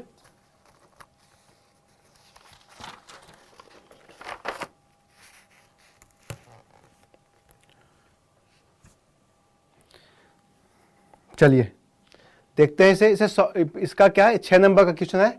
6 नंबर का क्वेश्चन क्या कर रहा है कि गोलाकार कांच के बर्तन की बेलन के आकार की गर्दन है। मान लीजिए ये क्या है, गोलाकार बर्तन है, जो इसका गर्दन है वो क्या है, बेलनाकार है, ठीक है, ये क्या इसका गर्दन है, ये बेलनाकार है, ठीक है, इस तरह से है, ठीक है, इस तरह से है, ठीक। अब क्या कर रहा है, जिसकी लंबाई 8 सेमी है, जो इसका जिसकी लंबाई कितनी है 8 सेमी है, व्यास 2 सेंटीमीटर है, जो ये है इसका जो व्यास है कितना है 2 सेंटीमीटर, त्रिज्या क्या हो जाएगा 2/1, 1 सेंटीमीटर हो जाएगा, त्रिज्या क्या निकल के आया 1 सेंटीमीटर निकल के आया, ठीक है। और इसका जो लंबाई है वो कितना है 8 सेंटीमीटर है, कितना है 8 सेंटीमीटर है, ठीक है, लंबाई कितना है 8 सेंटीमीटर है। तो अब क्या कर रहा है कि जबकि गोलाकार भाग का व्यास इतना सेंटीमीटर है, और जो ये गोलाकार है इसका जो व्यास है कितना है 8.2 5 सेंटीमीटर है, तो इसकी त्रिज्या क्या निकल के आएगी, 8.5/2 हो जाएगी, 2 सेंटीमीटर इसका त्रिज्या ये हो जाएगा। ठीक है, अब इसमें भरे जा सकने वाली पानी की मात्रा माप कर एक बच्चे ने यह ज्ञात किया कि इस बर्तन का जो आयतन है कितना उसने निकाला, बच्चे ने बर्तन का आयतन बताया 345 वर्ग सेमी। ठीक है, 345 वर्ग सेमी। ठीक है, इसका इसने बच्चे ने क्या आयतन बताया, 345। ठीक है, अब कह रहा है कि जांच कीजिए कि उस बच्चे का उत्तर सही है या गलत। तो हमें क्या करना है, जांच करना है कि ये जो उत्तर उसने दिया है वो सही है या गलत है। ये फिगर बन गया। ठीक है बच्चों, फिगर बन गया। अब आगे बढ़े, चलिए अब आगे बढ़ते हैं। ठीक है, तो बर्तन का आयतन क्या हो जाएगा, बर्तन का आयतन बराबर हो जाएगा गोले का आयतन प्लस एक गोले का आयतन प्लस बेलन का आयतन, गोले का आयतन प्लस बेलन का आयतन, बेलन का आयतन। ठीक है, समझ में आ गया। गोले का आयतन क्या होता है, गोले का आयतन होता है 4/3 पाई आर क्यूब, और बेलन का आयतन क्या होता है, बेलन का आयतन होता है पाई आर स्क्वायर एच। गोले का आयतन 4/3 पाई आर क्यूब और बेलन का पाई आर स्क्वायर एच होता है। ठीक है, याद है ना। ठीक, अब इसमें लिखिए, तो क्या हो गया 4/3 पाई आर क्यूब। तो आर गोले का आयतन R1 मान लीजिए, आर क्यूब होगा। ठीक है, R1 क्यूब हो गया। ठीक, अब बेलन का आयतन पाई आर स्क्वायर एच होता है पाई R1 माने R2 मान लीजिए से, R2 स्क्वायर एच। ठीक है, पाई R2 स्क्वायर एच, ये हो गया। ठीक है बच्चों, अब इसमें मान रख दीजिए, आंसर निकल आएगा। ठीक है, तो मान रखिए, देखिए 4/3 पाई का मान, पाई का भी रखे रखिए। अगर अब R1 की बात करें तो एक था ना, R1 की गोले का आयतन कितना आया था, गोले का आयतन 8/5/2, तो 8.5/2, 3 क्यूब है, 3 बार लिख दीजिए, 8.5/2 प्लस 8.5/2 हो जाएगा। ये समझ में आया। अब पाई R1 क्या है, 1 × 1 इंटू एच हो जाएगा ना। एच का मान क्या दिया है, ऊंचाई कितना दिया था, एच का बराबर दिया था 8 सेंटीमीटर। ऊंचाई कितना था, एच बराबर 8। अब इसको सॉल्व कर लेंगे, इसको सॉल्व कर लेंगे, तो बताइए जल्दी से। 2 से 2 कट गया, 2 से 2 2 4 कट गया। ठीक है, ये इतना कट गया। अब इसका क्या आ जाएगा, 8.5 × 8.5, 8 64, तो हो जाएगा 614, कितना आ जाएगा 614.125 पाई, 25 पाई बटे 3 दूनी 6 प्लस 8 पाई, प्लस क्या आ गया 8 पाई आ गया, इतना आ गया। अब इसका एलसीएम लेंगे, एलसीएम हो जाएगा 6, एलसीएम हो गया 6। ठीक है, तो हो गया 6 614.125 पाई प्लस 6 बार गया 8 6 48। ठीक है, 48 पाई बराबर। ठीक है, अब इसको अगर सॉल्व करेंगे कितना आ जाएगा, इसको सॉल्व करेंगे तो कितना आ जाएगा 346.499, ये आंसर आ जाएगा। ठीक है, ये हमारा आंसर आया। ठीक है बच्चों, ये हो जाएगा आंसर। ठीक है, घन सेंटीमीटर। ठीक है, सेंटीमीटर क्यूब, ये हो जाएगा आंसर। ठीक है बच्चों, ये हो जाएगा आंसर। ठीक, तो आज की क्लास अब यहीं खत्म। ठीक है, 6 नंबर का भी करा दिए। ठीक, तो आप इसे लगाइएगा और अच्छे से प्रैक्टिस करिएगा, जिससे आपका मैथ का पेपर बहुत ही अच्छा जाए और आप अच्छा स्कोर कर सके। ठीक है बच्चों, तो आज की क्लास यहीं तक, अब मिलेंगे नए लेक्चर में। तब तक के लिए अपना ख्याल रखें और अपनी परीक्षा को अच्छे से दें। ठीक है बच्चों। अब हम आपसे मिलेंगे नेक्स्ट लेक्चर में, तब तक के लिए धन्यवाद।